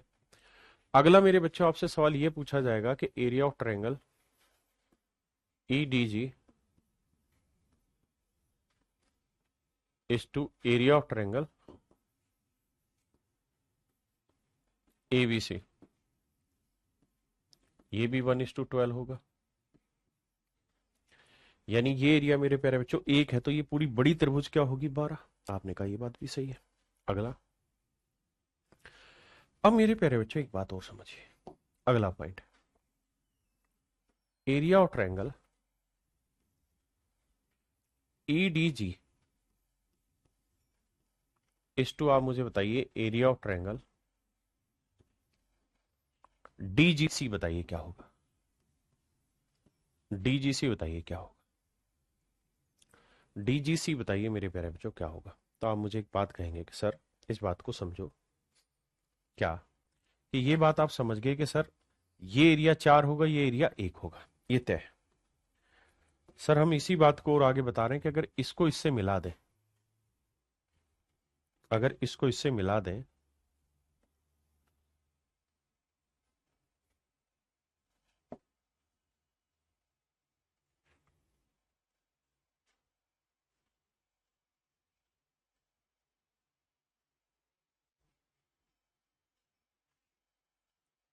ध्यान देना मेरी बात। तो मेरे प्यारे बच्चों आप ये बात तो समझते हैं कि ये एरिया 4 आया तो ये वाला एरिया भी 4 आएगा, ये वाला एरिया भी 4 आएगा। आपने कहा ठीक है सर, हम इस बात को भी मानते हैं।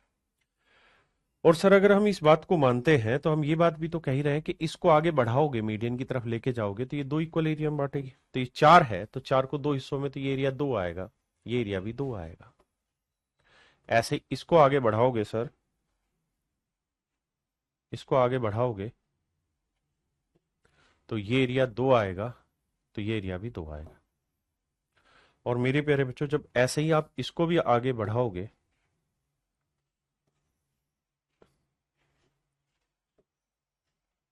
इसको आगे बढ़ाओगे मेरे बच्चे, तो ये एरिया भी 2 आएगा, ये भी 2 आएगा। ये पॉइंट था जी, आपने कहा ठीक है, इसमें भी 2 राय नहीं है।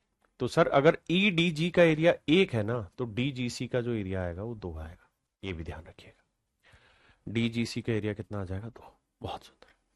अब मैं आपसे जानना चाह रहा हूं क्या कि एरिया ऑफ ट्रायंगल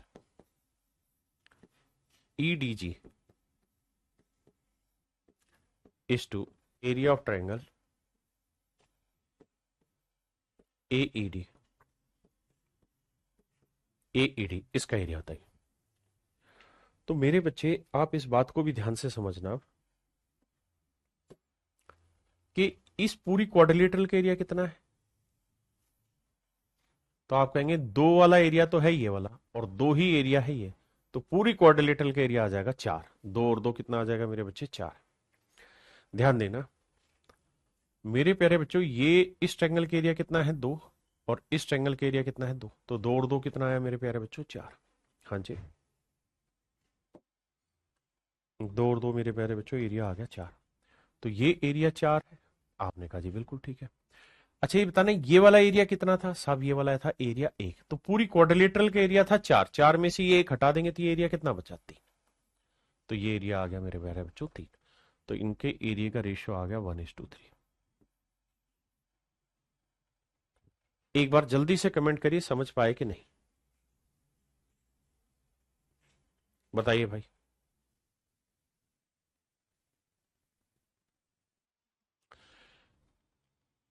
क्लियर है मेरे प्यारे बच्चों?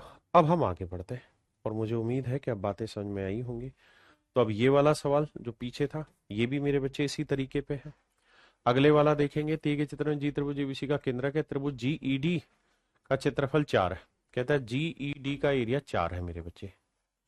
तो कहता है त्रिभुज एबीसी का एरिया बताओ क्या होगा? ए बी सी का एरिया बताओ। तो आपने पीछे यहां देखा था कि भैया ईडीजी का एबीसी से एरिया क्या था? अगर इसका एरिया 1 है तो पूरी बड़ी ट्रायंगल का एरिया क्या होगा? 12।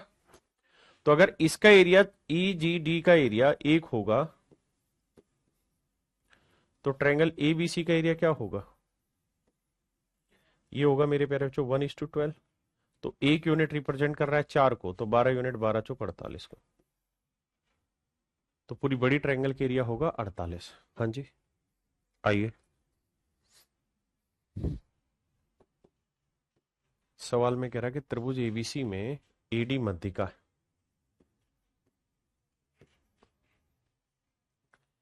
एबीसी में मेरी प्यारे बच्चों एडी मध्यिका है।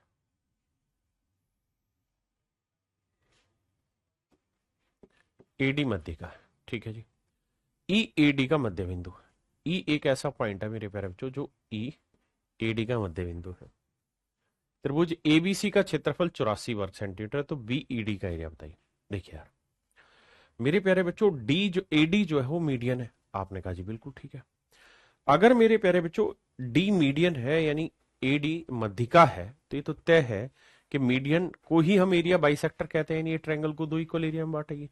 तो पूरी ट्रायंगल के एरिया अगर 84 है तो काटोगे आधा आधा, तो ये एरिया 42 आएगा मेरे प्यारे बच्चों। ये वाला एरिया 42 आएगा। आपने कहा ठीक है, हम मान लेते हैं सर इस बात को। अब आगे वो ये कह रहा है, अगले सेक्शन में कह रहा है कि भैया ई जो है वो एडी का मध्य बिंदु है और आपको बताना है बीईडी का एरिया।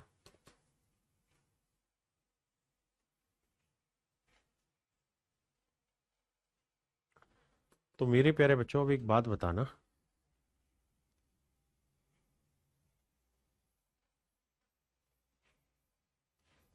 अगर इसको मैं हटा लूं थोड़ी देर के लिए, ना दिखाऊं आपको कि यहाँ कुछ है, तो सिर्फ इतनी बात पे फोकस करिएगा।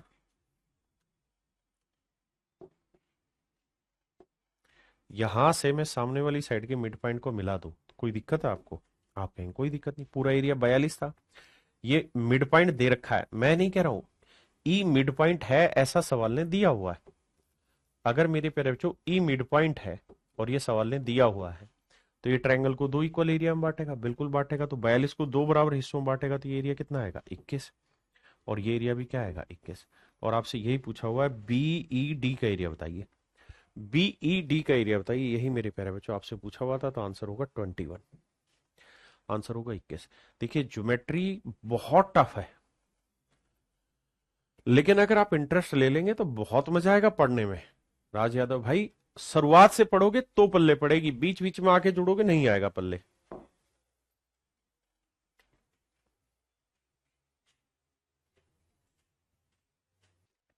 देखिए मेरे बच्चे, सवाल में करेक्ट ट्रायंगल एबीसी, इसमें 3 मीडियन है जो जी पे एक दूसरे को काटती है, सेंटर्ड हुआ। एबीसी के एरिया 288 है, तो बीजीसी का बताना है क्या होगा। ये कोई ट्रायंगल है, कह रहा है बीजीसी का एरिया बताना है क्या होगा। बीजीसी का एरिया क्या होगा? अब मेरे प्यारे बच्चों, आप ये बात तो जानते हैं और बहुत अच्छे से समझते भी हैं कि जी सेंट्रोइड है और सेंट्रोइड को अगर ट्रायंगल के तीनों वर्टेक्स से मिला देंगे तो ये त्रिभुज को 3 बराबर क्षेत्रफलों में बांटेगा, बिल्कुल बांटेगा साहब। पूरी ट्रायंगल का एरिया कितना है 288। मुझसे क्या पूछा है बीजीसी बताओ। तो भैया 288 को 3 बराबर टुकड़ों में बांटो ना। 3 से काटोगे 3 नीम 27, 3 छिंग 18। तो ये आएगा मेरे प्यारे बच्चों 96। तो बीजीसी का एरिया जो आएगा मेरे प्यारे बच्चों क्या आएगा 96 वर्ग सेंटीमीटर। Option B.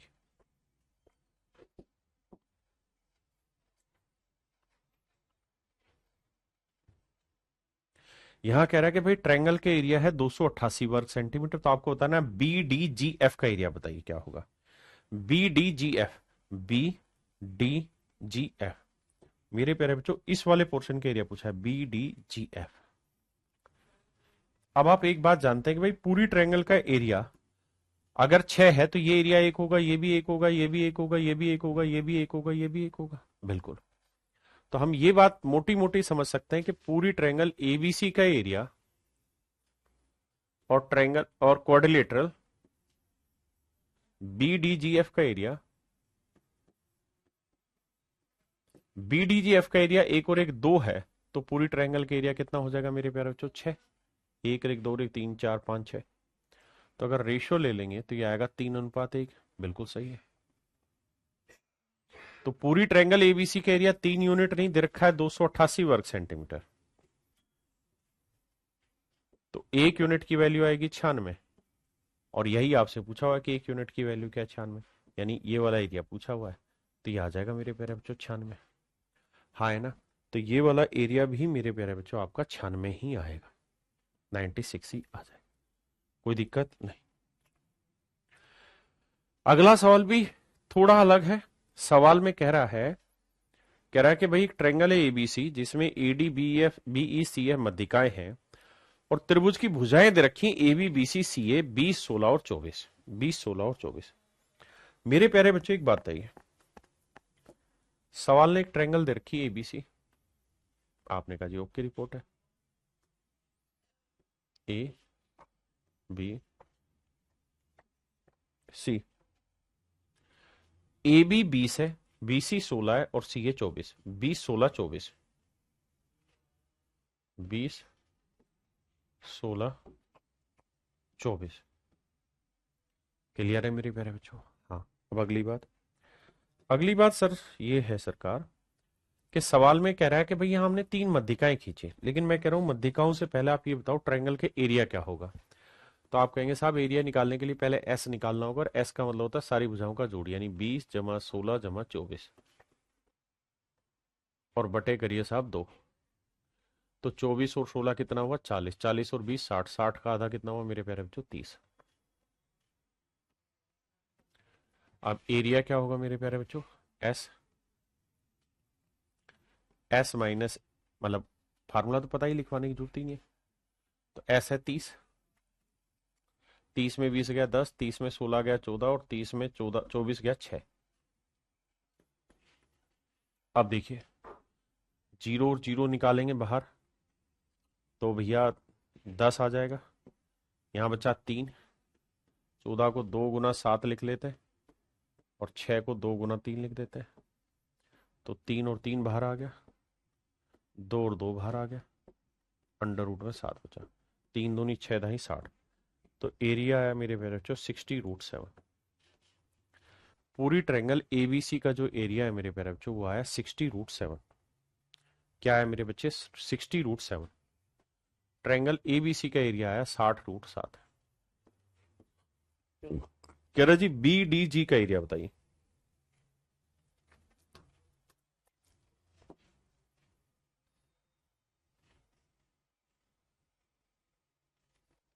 तीनों मध्यिकाएं खींच दी बाबू।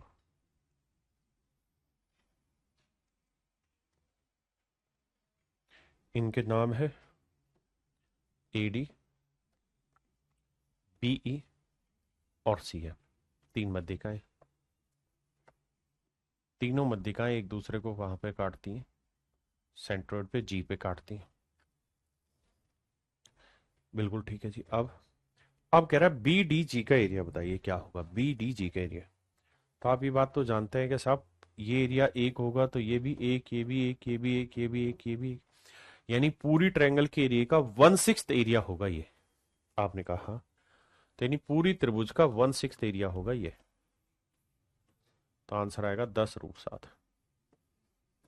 यानी मेरे प्यारे बच्चों BDG का जो एरिया आएगा वो 10√7 है। Option A.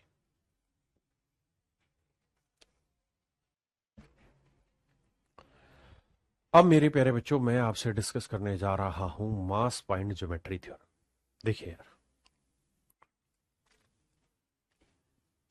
इसका डायरेक्ट कोई सवाल पेपर में नहीं पूछा जाता, लेकिन इससे इनडायरेक्ट सवाल पूछा जाता है। मास पॉइंट ज्योमेट्री थ्योरम कहती क्या है उस बात को समझते हैं। बहुत सरल भाषा में कम शब्दों में समझाने की कोशिश करूंगा, ध्यान दीजिए। मेरे प्यारे बच्चों एक बात बताना, आप सब ने तराजुएं देखी थी जब आप छोटे थे? तो गांव देहात में आपने तराजुएं देखी होंगी कि नहीं देखी बे? बोलो। आप गए सर देख ही रहे, हमको तराजुएं तो पता है। तराजुएं देखी थी सर, बिल्कुल देखी थी सर तराजुएं। तो जब आपने तराजुएं देखी थी तब आपने ये ध्यान दिया होगा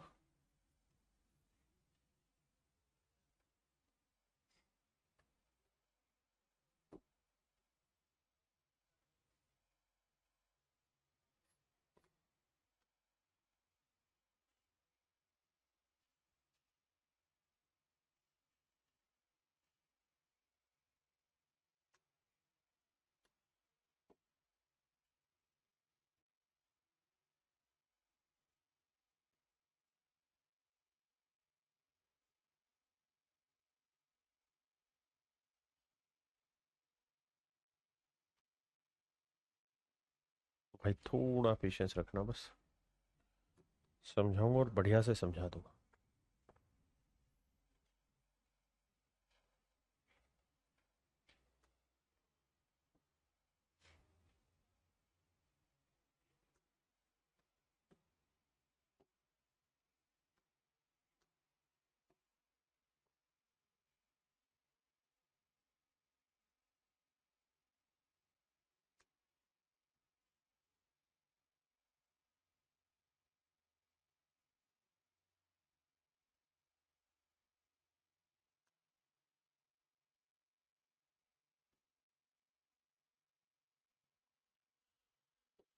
देखना मेरे प्यारे बच्चों, कॉन्सेप्ट बहुत जबरदस्त है, ध्यान से देखना। ये मेरे प्यारे बच्चों तराजू होती थी गांव देहात में, जब आप छोटे थे तब आपने देखी होगी, ऐसे करके तराजुएं हुआ करती थी, है ना? ऐसे करके तराजू हुआ करती थी। और मेरे प्यारे बच्चों, जो समझदार दुकानदार होता था, चीजें जिसे बेचनी आती थी, वो क्या करता था हमेशा?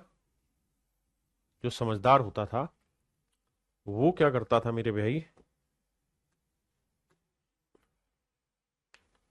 कि यहां पे एक इसके ऊपर डंडा सा ऐसा बांध लेता था, तराजू को बांध के यहां से, और इसको पकड़ता था।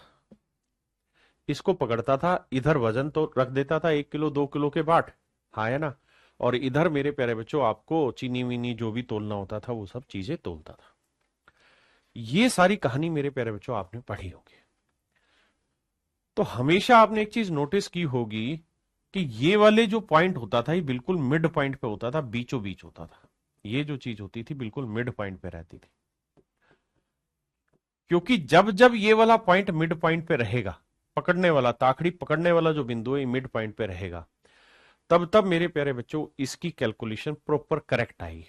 अगर मैं यहां 1 केजी का बाट रखूंगा, 1 किलोग्राम का बाट रखूंगा, ये 1 किलो का बाट मैंने रख दिया, तो जब मैं इसमें चीनी तोल रहा हूंगा या कुछ भी तोल रहा हूंगा, तो उसमें वजन भी 1 किलो जब डल जाएगा तो दोनों पलड़े बैलेंस हो जाएंगे, कोई इधर या उधर झुकेगा नहीं। आप कहेंगे हाँ सर ये बात तो हमें पता है, बिल्कुल पता है। अगर मेरे प्यारे बच्चों ये बात आपको पता है, देखिए आप सबसे रिक्वेस्ट है पढ़ाई पे फोकस करिए, इस बात पे फोकस मत रहिए सिलेबस कब खत्म होगा कब नहीं, क्योंकि हर चीज को जब तक आप तसल्ली से खत्म नहीं करोगे तब तक पेपर में तक सिलेबस खत्म भी हो गया तो आपकी तरफ से तो कुछ भी खत्म नहीं होगा। इसलिए प्लीज अच्छे से मेहनत करके पढ़िए। तो मेरे प्यारे बच्चों एक चीज आपने नोटिस करी कि जो ताकड़ी का वजन है वो दोनों साइड अगर हम इक्वल रख रहे हैं तो बैलेंस तभी हो पाएगा जब मेरे प्यारे बच्चों यहां पे जो पकड़ने वाला जो बैलेंस करने वाला पॉइंट है वो मिड पे हो। अब मेरे प्यारे बच्चों, ये जो मास पॉइंट ज्योमेट्री है ये बेसिकली बैलेंस पॉइंट को ही तैयार करती है। ये बैलेंस पॉइंट को ही तैयार करती है। ये बैलेंस पॉइंट को ही तैयार करना सिखाती है कि भाई किस बिंदु पर क्या चीज रखी जाए कि बैलेंस हो जाए। आप कहें हाँ सर। अब मेरे नन्हे मुन्ने बच्चों, ये कहानी तो आप पढ़ते थे छोटी क्लासों में, जब आप घर पे रहते थे तब ये कहानी पढ़ते थे। अब मैं सवाल कुछ और कर रहा हूं। मेरा सवाल बदल गया। क्या बदल गया साहब आपका सवाल? मेरा सवाल अब ये है कि भैया इस इस पलड़े में मैंने 3 किलो वजन रखा हुआ है और इस पलड़े में मैंने 1 किलो वजन रखा हुआ है। इस पलड़े में मेरे प्यारे बच्चों मैंने 3 किलो वजन रखा हुआ है उसमें, और इस पलड़े में मैंने 1 किलो वजन रखा हुआ है।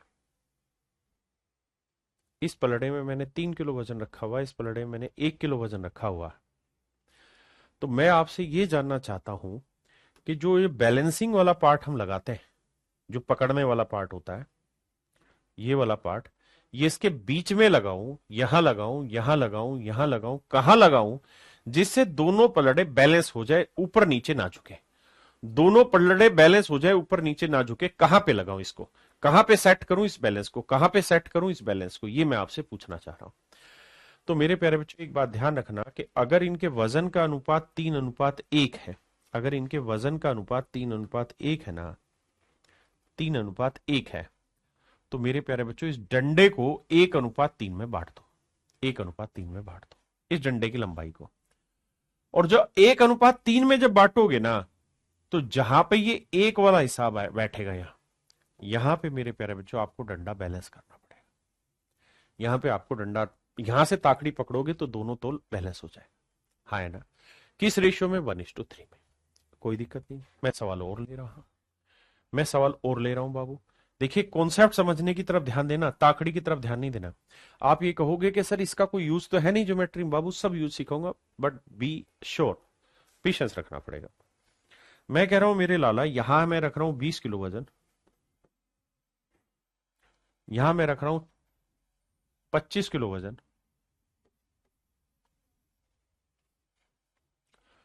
और बाबू ये कोई बिंदु है ए। अबे रुक, ये कोई बिंदु है ए और ये कोई बिंदु है बी। और मेरे प्यारे बच्चों मैं कह रहा हूं कि इस ए बी की जो लंबाई है वो 36 सेंटीमीटर है।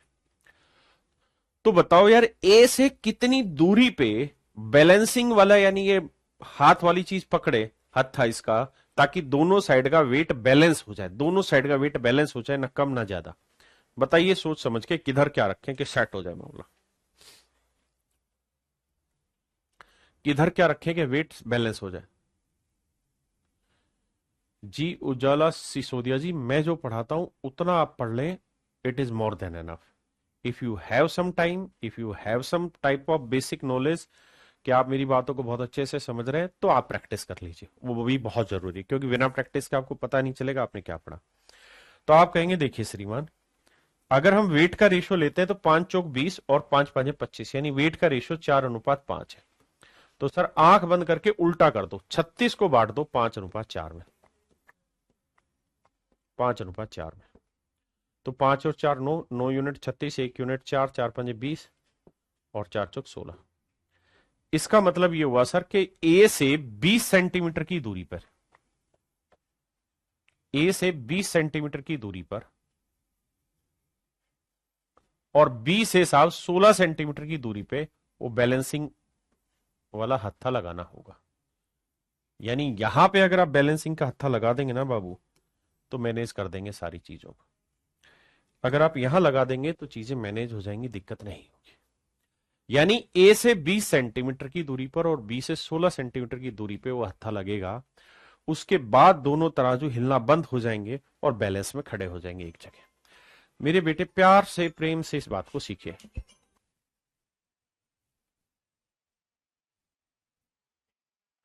आपने कहा जी ओके रिपोर्ट है। अब अब सर मैं सवाल बदलना चाह रहा हूं। क्या बदलना चाह रहे हो सर आप? ऐसा क्या करना चाह रहे हो कि आप बदल रहे हो चीजों को? बेटे अभी तो आपको चीजें सीखनी है, आराम से पेशेंस से बस सीखते जाइए। 1 सेकंड में कोई विद्वान नहीं बनेगा, लेकिन 10 मिनट में हर बच्चा विद्वान बन जाएगा, ये गारंटी है। अब कई सारी तराजू कर दी है मैंने तुम्हारे लिए तैयार, अब आजिए। मेरे प्यारे बच्चों एक बात था ना, यहां मैं कह रहा हूं 20 किलो वजन है, यहां मैं कह रहा हूं 40 किलो वजन है। यहां 20 किलो वजन है या 40 किलो वजन है। और ये जो लेंथ है एबी की, जो लेंथ है एबी की लेंथ 12 सेंटीमीटर है। तो मुझे आप ये बताइए ए से कितनी देर दूरी पर ताखड़ी को पकड़ा जाए, यानी इस डंडे को पकड़ा जाए, इस डंडे को पकड़ा जाए जहां से, जिससे बैलेंस हो जाए। जल्दी से कमेंट करिए, इसके बाद फिर इसी का अगला स्टेप सिखाऊंगा। Please tell me from where, from a we have to hold the मतलब डंडा so that it become good balance. आइए मेरे बच्चे, तो आप कहेंगे साहब कुछ नहीं करो, पहले इनका रेशियो ले लो, 20 से कम 20, 20 दूनी 40, रेशियो आ रहा है 1:2। तो आंख बंद करके 2:1 में बांट दो, 2:1 में बांटेंगे, 2:1 3 आया सर, 3 चौक 12, 4 दूनी 8, 4। तो सर ए से 8 सेंटीमीटर की दूरी पे आप बैलेंस कर दो, यानी यहां पे आपको बैलेंस लगा देना चाहिए, यानी यहां पे ताकड़ी को आपको पकड़ लेना चाहिए। तो ये लेंथ 4 सेंटीमीटर बची, और अब इसका बैलेंस हो जाएगा। बिल्कुल ठीक है। अब मेरे प्यारे बच्चों एक बात बताना, मैं आपसे एक चीज और जानना चाह रहा हूं। मैं आपसे ये जानना चाह रहा हूं, इस ताकड़ी पे उसके हाथ पे वजन कितना आया हुआ होगा? तो आप कहेंगे सर वजन आ रहा होगा 20 और 40, 60 किलो। यानी यहां पे उसके हाथ पे वजन 60 किलो आया होगा। वजन कितना आया होगा मेरे प्यारे बच्चों? 60 किलो आया होगा। क्योंकि 20 किलो यहां, 40 किलो, यानी उसने हाथ से जो उठा रखा होगा वो तो 60 किलो वजन उठा रखा होगा, कानून है। अब अगला सवाल मेरा यही है कि भाई एक दुकानदार है, उसने यहां पे बैलेंस किया हुआ है, ठीक है जी। ये जो लेंथ है ये 20 सेंटीमीटर है, ये जो लेंथ है ये 8 सेंटीमीटर है, और मेरे प्यारे बच्चों इस जगह पे उस पे जो वजन आया हुआ है ना वो 63 किलो आया हुआ है। उसने जो अपने हाथ से वजन डाटा हुआ है, संभाल रखा है, वो 63 किलो उठा रखा है। तो आप ये बताओ इस तराजू में कितना और इस तराजू में कितना, ए पे कितना वजन है और बी पे कितना वजन है, बताइए।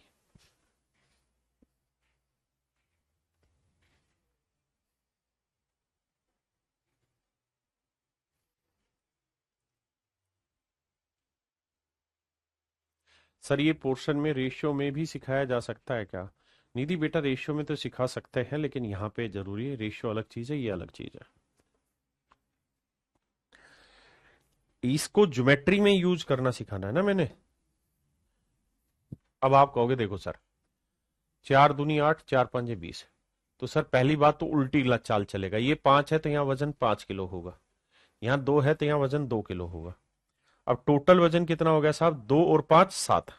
भाई 2 यूनिट यहाँ वजन है, 5 यूनिट यहाँ, तो टोटल वजन 2 और 5 7 यूनिट हुआ। तो 7 यूनिट है 63 किलो, तो 1 यूनिट की वैल्यू 9 किलो। 1 यूनिट वजन हुआ मेरे प्यारे बच्चों 9 किलो। तो भैया 2 यूनिट कितना हुआ? 9 दूनी 18 किलो। यानी इस तराजू में 18 किलो वजन है, और 9 5 45 किलो वजन है मेरे भाई इस तराजू। ये मेरा सवाल है। 9 किलो के 1 यूनिट की वैल्यू 9 किलो, तो 9 दूनी 18, 9 5 45, 18 और 45 किलो वजन है ए और बी में। ए में हराम खोर 18 किलो वजन है, काय मस्ती काट रहा है वह, उल्टा चलता है।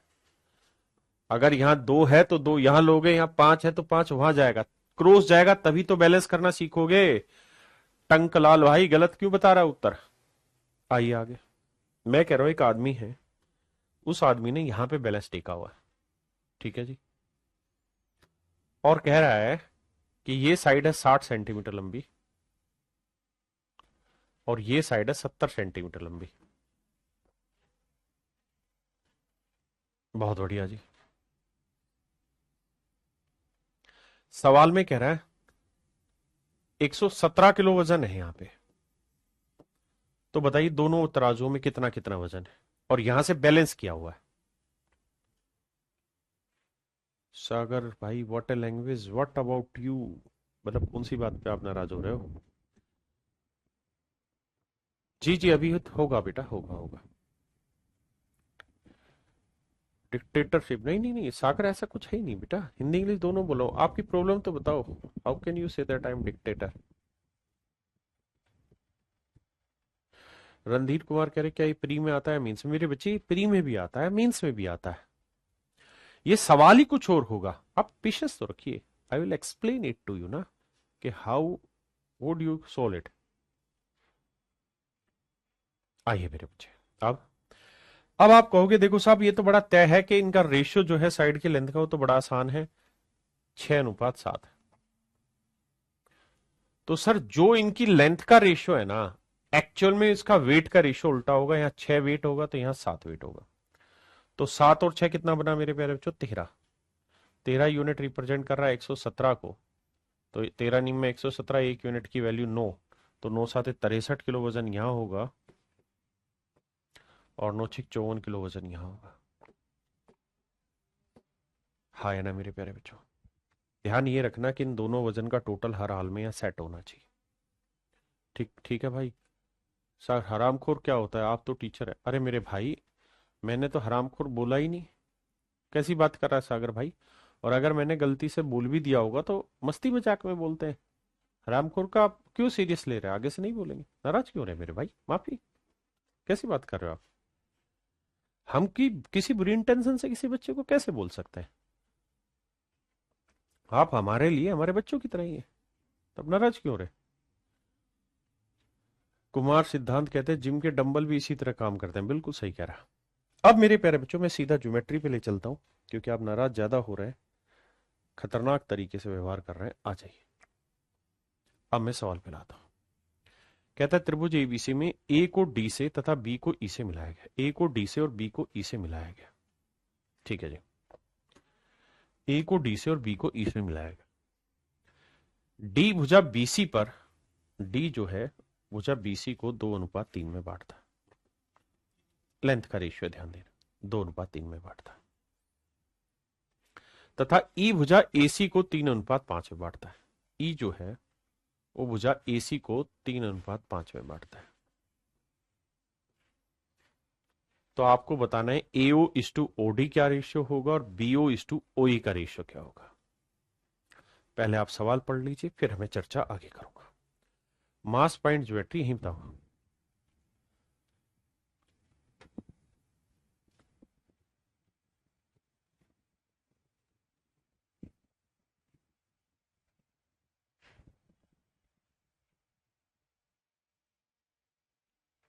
अफजल भाई कह रहे हैं वो आप नाराज ना हुए, वो लड़के जो बचपन से पैम्पर किया गए हैं। हाँ ये भी एक नुकसान है भाई। देखिए अब आते हैं सवाल पे। अब मेरे प्यारे बच्चों एग्जाम पॉइंट ऑफ व्यू से स्टार्ट हो गया। अगर मुझे ज्योमेट्री के तरीके से करना होगा तो मुझे यहाँ एक लाइन खींचनी होगी पैरेलल इसके, फिर रेशियो सेट करना होगा। बड़ा difficult question, it is not as easy as you are thinking, है ना? ये मैंने करा भी रखे, लेकिन मैं आपको यहाँ मास पॉइंट ज्योमेट्री से सिखाने की कोशिश करूंगा। ध्यान दीजिए मेरे प्यारे बच्चों, थोड़ी देर के लिए आंख बंद करके सिर्फ ये देखिएगा। आप ये सोचिए मत कि मैं पहला सवाल समझ रहा हूं, नहीं समझ रहा, आप छोड़ दो ना, गोली मारते हैं।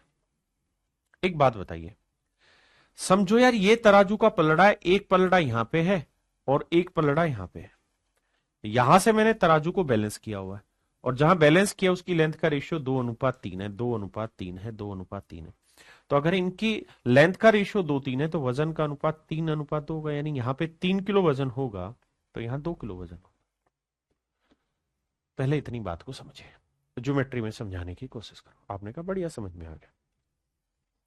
अब मेरे प्यारे बच्चों मैं कह रहा हूं कि इस लाइन पे आ जाइए। भाई यहां सोचो तराजू है, ये तराजू का वेट बैलेंस हो रहा है। एक पलड़ा यहां पे लटकाया हुआ, एक पलड़ा मैंने यहां लटकाया हुआ है। अगर इनकी लेंथ का रेशियो 3:5 है, कि भाई ये लेंथ 3 है ये लेंथ 5 है, तो ये तय है कि अगर ये लेंथ 5 है तो ये वजन 5 होगा, और अगर ये लेंथ 3 है तो ये वाला वजन 3 होगा। यानी ये 3 किलो होगा तो ये 5 किलो होगा। देखिए फिर से समझाता हूं, कोई भी चीज पहली बार में समझने में आसान नहीं होती है। 2-3 सवाल कर लेंगे उसके बाद मजा आने लगेगा, पढ़ाई अच्छी होती है। अब देखिए फिर से समझाता हूं मेरे प्यारे बच्चों, अपने को लठ नहीं बजाना, समझना है। मैंने कहा कि यार ये मेरी तराजू का डंडा है, ठीक है जी। इस पॉइंट से मैंने तराजू को पकड़ा हुआ और मैंने कहा कि मैंने बैलेंस कर रखा है, भैया ये लेंथ 2 है, ये लेंथ 3 है। तो भैया बताया था कि अगर ये 3 है तो इसका मतलब यहाँ 3 किलो वजन लटका होगा, ये 2 है तो इसका मतलब यहाँ 2 किलो वजन लटका होगा। आपने कहा ठीक है, मान ली बात, समझे थे, अभी तो पीछे समझाया था। अब सर क्या कर रहे हैं कि ये मेरा तराजू का डंडा है, ठीक है जी। यहां से मैंने तराजू होल्ड की हुई है, बैलेंस की हुई है। लेंथ का रेशियो 3-5 है, तो अगर यहां लेंथ 3 है तो यहां वजन 3 किलो होगा, यहां लेंथ 5 है तो यहां वजन 5 किलो होगा। सर बिल्कुल ठीक है। अब मेरे प्यारे बच्चों, हमें कुछ ऐसा कमाल करना होगा कि भाई यहां 3 किलो वजन भी लटका हुआ इस जगह और 2 किलो वजन, ऐसा तो हो नहीं सकता। वजन तो कोई एक फिक्स ही लटकाना होगा जो दोनों जगह सेट हो जाए। तो ऐसे में क्या करा करो मेरे बच्चे, 3 और 2 का एलसीएम ले लो, 3 और 2 का एलसीएम ले लो। तो मान लेते हैं यहां पे 6 किलो वजन लटका हुआ, मान लेते हैं मेरे प्यारे बच्चों यहां 6 किलो वजन लटका हुआ।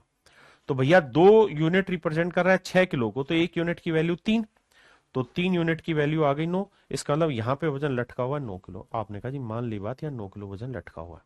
बड़े ध्यान से मेरी बात सुनना, अगर मेरे प्यारे बच्चों यहाँ 6 किलो वजन लटका हुआ है या 9 किलो वजन लटका हुआ है, तो बैलेंस पे वेट कितना आया हुआ होगा? 6 किलो यहां लटका हुआ है, 9 किलो यहां, तो 9 से 15 किलो वजन आया होगा यहां। आपने कहा बिल्कुल सही बात है, इस बिंदु पे 15 किलो वजन लटका हुआ होगा। अब इस तराजू पे आते हैं भाई, एक्चुअल में हमने इनका एलसीएम लेके 6 किलो वजन लटका दिया, तो 3 यूनिट 6 किलो को रिप्रेजेंट कर रहा है, तो 1 यूनिट की वैल्यू 2 किलो आ गई, 1 यूनिट की वैल्यू 2 किलो आ गई। तो भैया 5 यूनिट की वैल्यू कितनी आ गई? 10 किलो। यानी यहां वजन लटका रखा है सर 10 किलो, यहां वजन लटका रखा है सर 10 किलो। अब एक बात बताना, यहां 10 किलो लटका हुआ है या 6 किलो लटका हुआ है, तो उसकी उंगली पे वजन यानी बैलेंसिंग पॉइंट पे कितना वजन? 10 किलो और 6 किलो, 16 किलो वजन लटका हुआ है। यहां 16 किलो वजन लटका। बस सर इतनी ही बात समझनी, बाकी तो कुछ है ही नहीं। अब मेरे प्यारे बच्चे एक बात बताना मुझे, ये कोई लाइन है बीओ? ये कोई लाइन है? आपने कहा जी हाँ, ये लाइन है। इस लाइन पे मेरे प्यारे बच्चों ओ एक बिंदु है, बिल्कुल है साहब। ये बिंदु है बी और ये पॉइंट था डी। मेरे प्यारे बच्चों अगर इस पलड़े पे 9 किलो वजन लटका रखा है और इस पलड़े पे 16 किलो वजन लटका रखा है, तो क्या आप ये बता सकते हैं कि ओ इस लेंथ का रेशियो क्या हुआ? आप कहेंगे सर बिल्कुल साफ सुथरा बता सकते हैं, अगर इनके वजन का अनुपात 9:16 है तो इनकी लेंथ का रेशियो उल्टा होगा, 16:9 होगा। यानी बीओ इज टू ओडी की लेंथ 16:9 होगी, बीओ इज टू ओडी की लेंथ 16:9 होगी। एक में समझ नहीं आएगा, दूसरे में आएगा, मैं जिम्मेदार हूं ना, नहीं समझा पाया तो फिर मैं बेकार हूं पढ़ाने का। अब इसमें आना मेरे बच्चे, इस वाली लाइन में ध्यान देना, ओ पे बैलेंस किया हुआ है, बिल्कुल। यहां वजन है 15 किलो, यहां वजन है 10 किलो, बिल्कुल ठीक है सर। यहां वजन है 15 किलो, यहां वजन है 10 किलो।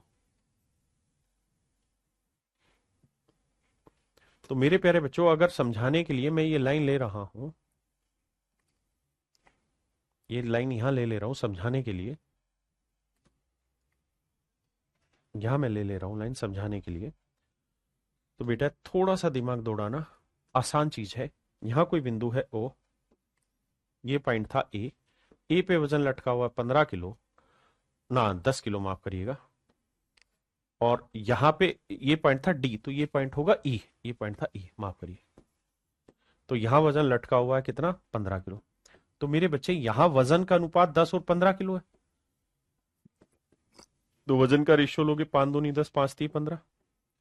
तो अगर वजन का अनुपात 2:3 है तो लेंथ का रेशियो उल्टा होगा, 3:2। तो इसका मतलब एओ की लेंथ 3 होगी तो ओडी की लेंथ 2 होगी। यही आपसे पूछा था भाई, एओ इज टू ओडी की लेंथ बताओ, एओ इज टू ओडी की लेंथ बताओ।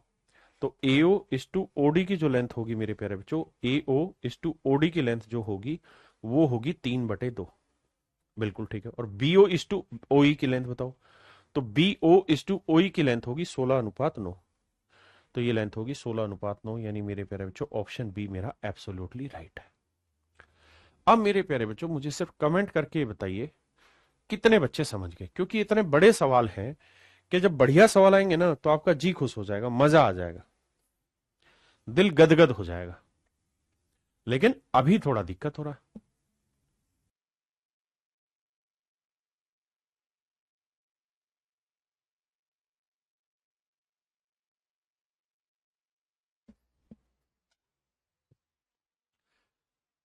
समझ गए, बहुत बढ़िया। अब आइए सवाल, देखिए थोड़ा फास्ट करने की कोशिश करूंगा लेकिन आपको समझा कर। कह रहा है भैया डी जो है वो बीसी को 2:3 में काटता है, यानी ये लेंथ 2 है तो ये लेंथ 3 है, और ओ बीई को काट रहा है 5:4 में, ये लेंथ 5 तो ये लेंथ 4। ऐसा मैं नहीं, सवाल कह रहा है। कहता है D divides BC in the ratio 2:3 and O divides BE in the ratio 5:4। तो आपको ए इज टू ईसी बताना है और एओ इज टू ओडी बताना है। आओ मेरे बाबू समझाने की कोशिश करता हूं,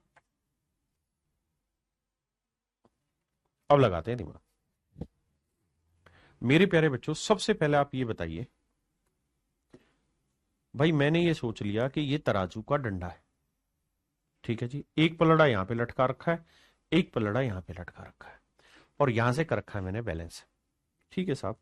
अगर आपने यहां से बैलेंस किया हुआ है, तो अगर बैलेंस की लेंथ का रेशियो 2:3 है, यहां से बैलेंस कर रहे हो और लेंथ का रेशियो 2:3 है, तो वजन का अनुपात 3:2, यानी यहां वजन 3 होगा तो यहां वजन 2 होगा। आराम से सुन लो बस प्यार से।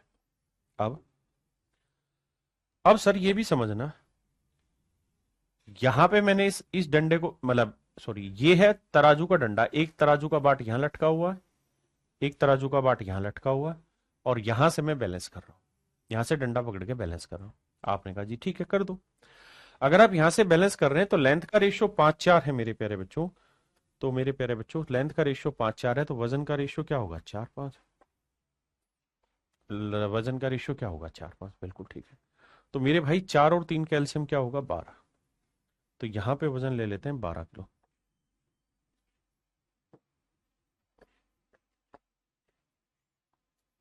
यहां पे वजन है 12 किलो, बिल्कुल ठीक है। तो यहां पे वजन अगर 12 किलो है, तो मेरे प्यारे बच्चों 3 किलो रिप्रेजेंट कर रहा है 12 को, 3 यूनिट 12 तो 1 यूनिट 4, तो 2 यूनिट 8, तो यहां वजन आ गया 8 किलो। भाई यहां वजन का 3:2 में वेट होना था वेट का, तो यहां अगर 12 किलो ले रहा हूं तो यहां 8 लेना होगा। अब इस डंडे पे आ जाइए, यहां अगर वजन 4 किलो होगा तो यहां वजन 5 होना चाहिए, तो भैया 4 यूनिट रिप्रेजेंट कर रहा है 12 किलो, तो 1 यूनिट 3 किलो, तो 5 यूनिट 15 किलो, तो ई पे वेट होगा 15 किलो। सर बात बिल्कुल क्लियर है। पहले आराम से इतनी बात को समझो, अगर आप इतनी सी बात समझ लो। उज्जवल सिसोदिया जी आपके सबके कमेंट पढ़ते हैं, क्यों यार कमेंटों में पागल हो रहे, सवाल पे आओ। अगर आप इतनी बात को समझ लोगे तो मजा आ जाएगा आपको सवाल समझने में, बढ़िया लगेगा। उज्जवल सिसोदिया भाई नाराज ना हुआ करो। अब आइए आगे, अब मेरी बात सुनिए। एक बेसिक लॉजिकल बात करने की कोशिश कर रहा हूं, अगर आपको अच्छा लगे तो। मेरे प्यारे बच्चों एक चीज बताना यार, यहां पे मैं बैलेंस कर रहा हूं, ये मेरी तराजू है,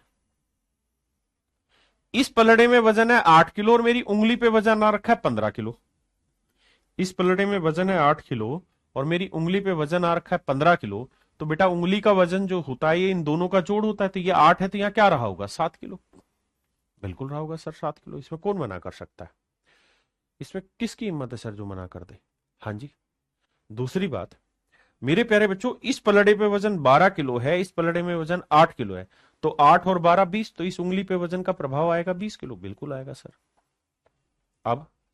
अब मेरे बाबू एक बात बताना, अगर यहां वजन का अनुपात 7:8 है, अगर वजन का अनुपात 7:8 है, तो लेंथ का रेशियो 8:7 नहीं होगा। आप कहेंगे बिल्कुल होगा, यानी ए इज टू ईडी का रेशियो 8:7 होगा। ए इज टू ईडी का रेशियो 8:7 होगा, 8:7 होगा A is to ED, A is to EC, माफ करिए 8:7, तो ऑप्शन सी है। अब इसी में अगला पूछ रहा है AO is to OD, AO is to OD. तो बेटा एक बात हो, यहां वजन है 20 किलो, यहां वजन है 7 किलो, ये मेरे बच्चे आपने उंगली कर दी बीच में, तो यहां पे अगर वजन 7 और 20 है तो लेंथ का रेशियो यहां 20 होगा, तो ये वाली लेंथ 7 आएगी, तो एओ इज टू ओडी की लेंथ का रेशियो 20:7 होगा। एओ इज टू ओडी की लेंथ का रेशियो 20:7 होगा, that is in option C. मेरे प्यारे बच्चों, अब शायद धीरे धीरे आपको पल्ले पड़ना शुरू किया होगा, है ना। अगले सवाल में आप मदमस्त होकर नाचने लगेंगे, क्योंकि तरीका बहुत अच्छा सिखाया है, बिल्कुल यूनिक सिखा रहा हूं मैं अपने बच्चों को।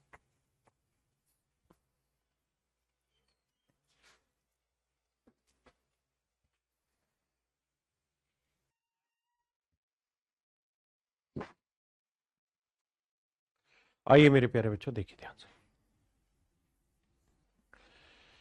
कहता है यदि त्रिभुज एबीसी में ए को डी से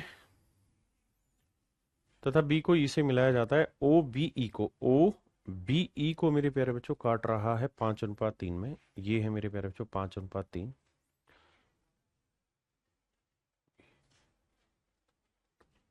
एडी को बांट रहा है मेरे बच्चे 3:2 में।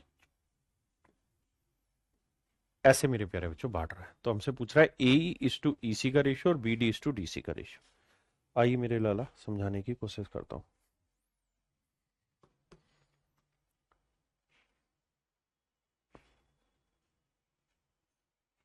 आइए मेरे बाबू, देखो मेरे बाबू, ऐसे समझो मेरे बेटा, ये तराजू का एक पलड़ा यहां लटका रखा है मैंने, एक पलड़ा मैंने यहां लटका रखा। आपने कहा जी बिल्कुल ठीक है, दोनों जगह पलड़ा लटका रखा है। और यहां क्या है मेरे प्यारे बच्चों, सब यहां है हमारी उंगली, जिससे हमने इसको बैलेंस किया हुआ। अब मेरे प्यारे बच्चों कहानी को समझो। अगर मेरे प्यारे बच्चों इनकी लेंथ का रेशियो 5:3 है, तो नेचुरल है ये वजन 3 किलोग्राम होगा, तो ये वजन 5 किलोग्राम होगा। भाई वजन का अनुपात लेंथ से उल्टा होता है, बिल्कुल। तो मैं आपसे ये जानना चाह रहा हूं, इस हिसाब से इस उंगली पे वजन कितना टेक दिया आपने? तो सर 3 और 5 8 किलो टेक दिया है, बिल्कुल ठीक है। अब मेरे प्यारे बच्चों कहानी फिर से बदलते हैं। इस बार तराजू का डंडा मैं ये वाला ले रहा हूं। एक पलड़ा मैंने यहां बांध दिया है, एक पलड़ा मैंने यहां बांध दिया है। पलड़ा समझते हो ना, बाट मतलब जो उसका दो वो होते हैं, इससे यहां उंगली रख दी। अगर यहां उंगली रख रहे हैं मेरे प्यारे बच्चों, तो लेंथ का रेशियो 3:2 है, तो वजन का रेशियो ये वजन 2 होगा, 2 kg होगा, तो ये वाला वजन 3 kg होगा। आपने कहा जी बिल्कुल ठीक है, मानते हैं ये बात। उंगली अभी भी सभी की वही है। अगर उंगली यही है तो यहाँ वजन 2 किलो, यहाँ 3 किलो, तो वजन कितना आ गया? 5 किलो। तो मेरे बच्चे, मुझे कोशिश ये करनी चाहिए कि यहाँ 5 किलो भी इसी जगह वजन और 8 किलो भी, तो 8 और 5 का एल्सियम ले लो, कितना हो गया जी? 40 किलो। तो कुल मिला के क्या करो कि वजन यहाँ पे 40 किलो अपनी तरफ से मान लो। वजन मान लेते हैं 40 किलो, बड़े ध्यान से समझना। कितना किलो मान लिया मेरे बच्चे? 40 किलो। अब बेटे एक बात था ना, अगर यहाँ 40 किलो वजन है तो यहाँ 5 किलो है, यहाँ 2 किलो 3 किलो है। यहाँ तो रेशियो था 5:3। तो मेरे प्यारे बच्चों, यहाँ वजन का अनुपात लेंगे तो 5 और 3 8, 8 पंजे 40, 1 यूनिट 5, तो 5×3 = 15, तो यहाँ वजन आएगा 15 किलो। और यहाँ 5×5 = 25 किलो, यहाँ वजन आएगा 25 किलो। गोले में जो डाल रहा हूं फाइनल होते जा रहे हैं, ठीक है जी। यहां देखेंगे तो यहाँ 2 और 3 5, 5 यूनिट 40, क्योंकि किलोग्राम नहीं ना, किलोग्राम तो अब हमने 40 माना है, तो ये 2:3 में वजन था। तो 3 और 2 5, 5 यूनिट 40, 1 यूनिट 8, तो 8×3 = 24, तो यहां वजन आया 24 किलोग्राम। भाई 3 और 2 5, 5 यूनिट 40, 1 यूनिट 8, 8×3 = 24, 8×2 = 16, और यह वजन आया 16 किलोग्राम। बिल्कुल ठीक है जी। अब मेरे प्यारे बच्चों, अब कहानी को समझने की कोशिश करो। अगर बेटा यहां पे सेंटर पे वजन 25 का है और यहां 16 का वजन है, तो यहां 16 है, यहां 25 है, तो यहां कितना रहा होगा? 9, क्योंकि इन दोनों का मिला के ही तो वजन सेंटर पे आएगा। आपने कहा बिल्कुल ठीक है। तो मेरे बेटा, अगर इनका वजन का अनुपात 16:9 है, तो लेंथ का रेशियो उल्टा होगा, 9:16। यानी ए इज टू ईसी का रेशियो 9:16 होगा। ए इज टू ईसी का रेशियो 9:16 होगा, पहली चीज। अब पूछा B D is to DC. अबे B D is to DC पूछा। अब आओ मेरे बच्चे, B D is to DC पूछा। अब ये बताओ, यहां वजन 15 है, यहां वजन 9 है, बिल्कुल ठीक है सर। तो भाई अगर वजन का अनुपात 15:9 है, तो इसे काटते हैं, 3×5 = 15 और 3×3 = 9। तो अगर वजन का अनुपात 5:3 आ रहा है मेरे बच्चे, तो लेंथ का रेशियो उल्टा होगा, यानी ये लेंथ 3 होगी, तो ये लेंथ कितनी आ जाएगी? 5। तो यानी B D is to DC का रेशियो 3:5 होगा। B D is to DC का रेशियो 3:5 होगा। Option A is your right answer. अब मेरे प्यारे बच्चों, मुझे जल्दी से एक बात ये बताइए, कितने बच्चों को ये बात समझ में आ गई? देखिए बेटा ज्योति भदौरिया, अगर आपके मन में यही रहेगा ना सवाल की ज्योमेट्री कब खत्म होगी, तो विश्वास मानो कभी खत्म नहीं हो पाएगी। ऐसे खत्म होती ही नहीं है ज्योमेट्री जैसे आप सोच रहे हैं, खत्म करके करनी होती। बताइए मेरे प्यारे बच्चों, कितने बच्चे समझ गए इस बात को बहुत बढ़िया से? तब फिर आगे बढ़ेंगे।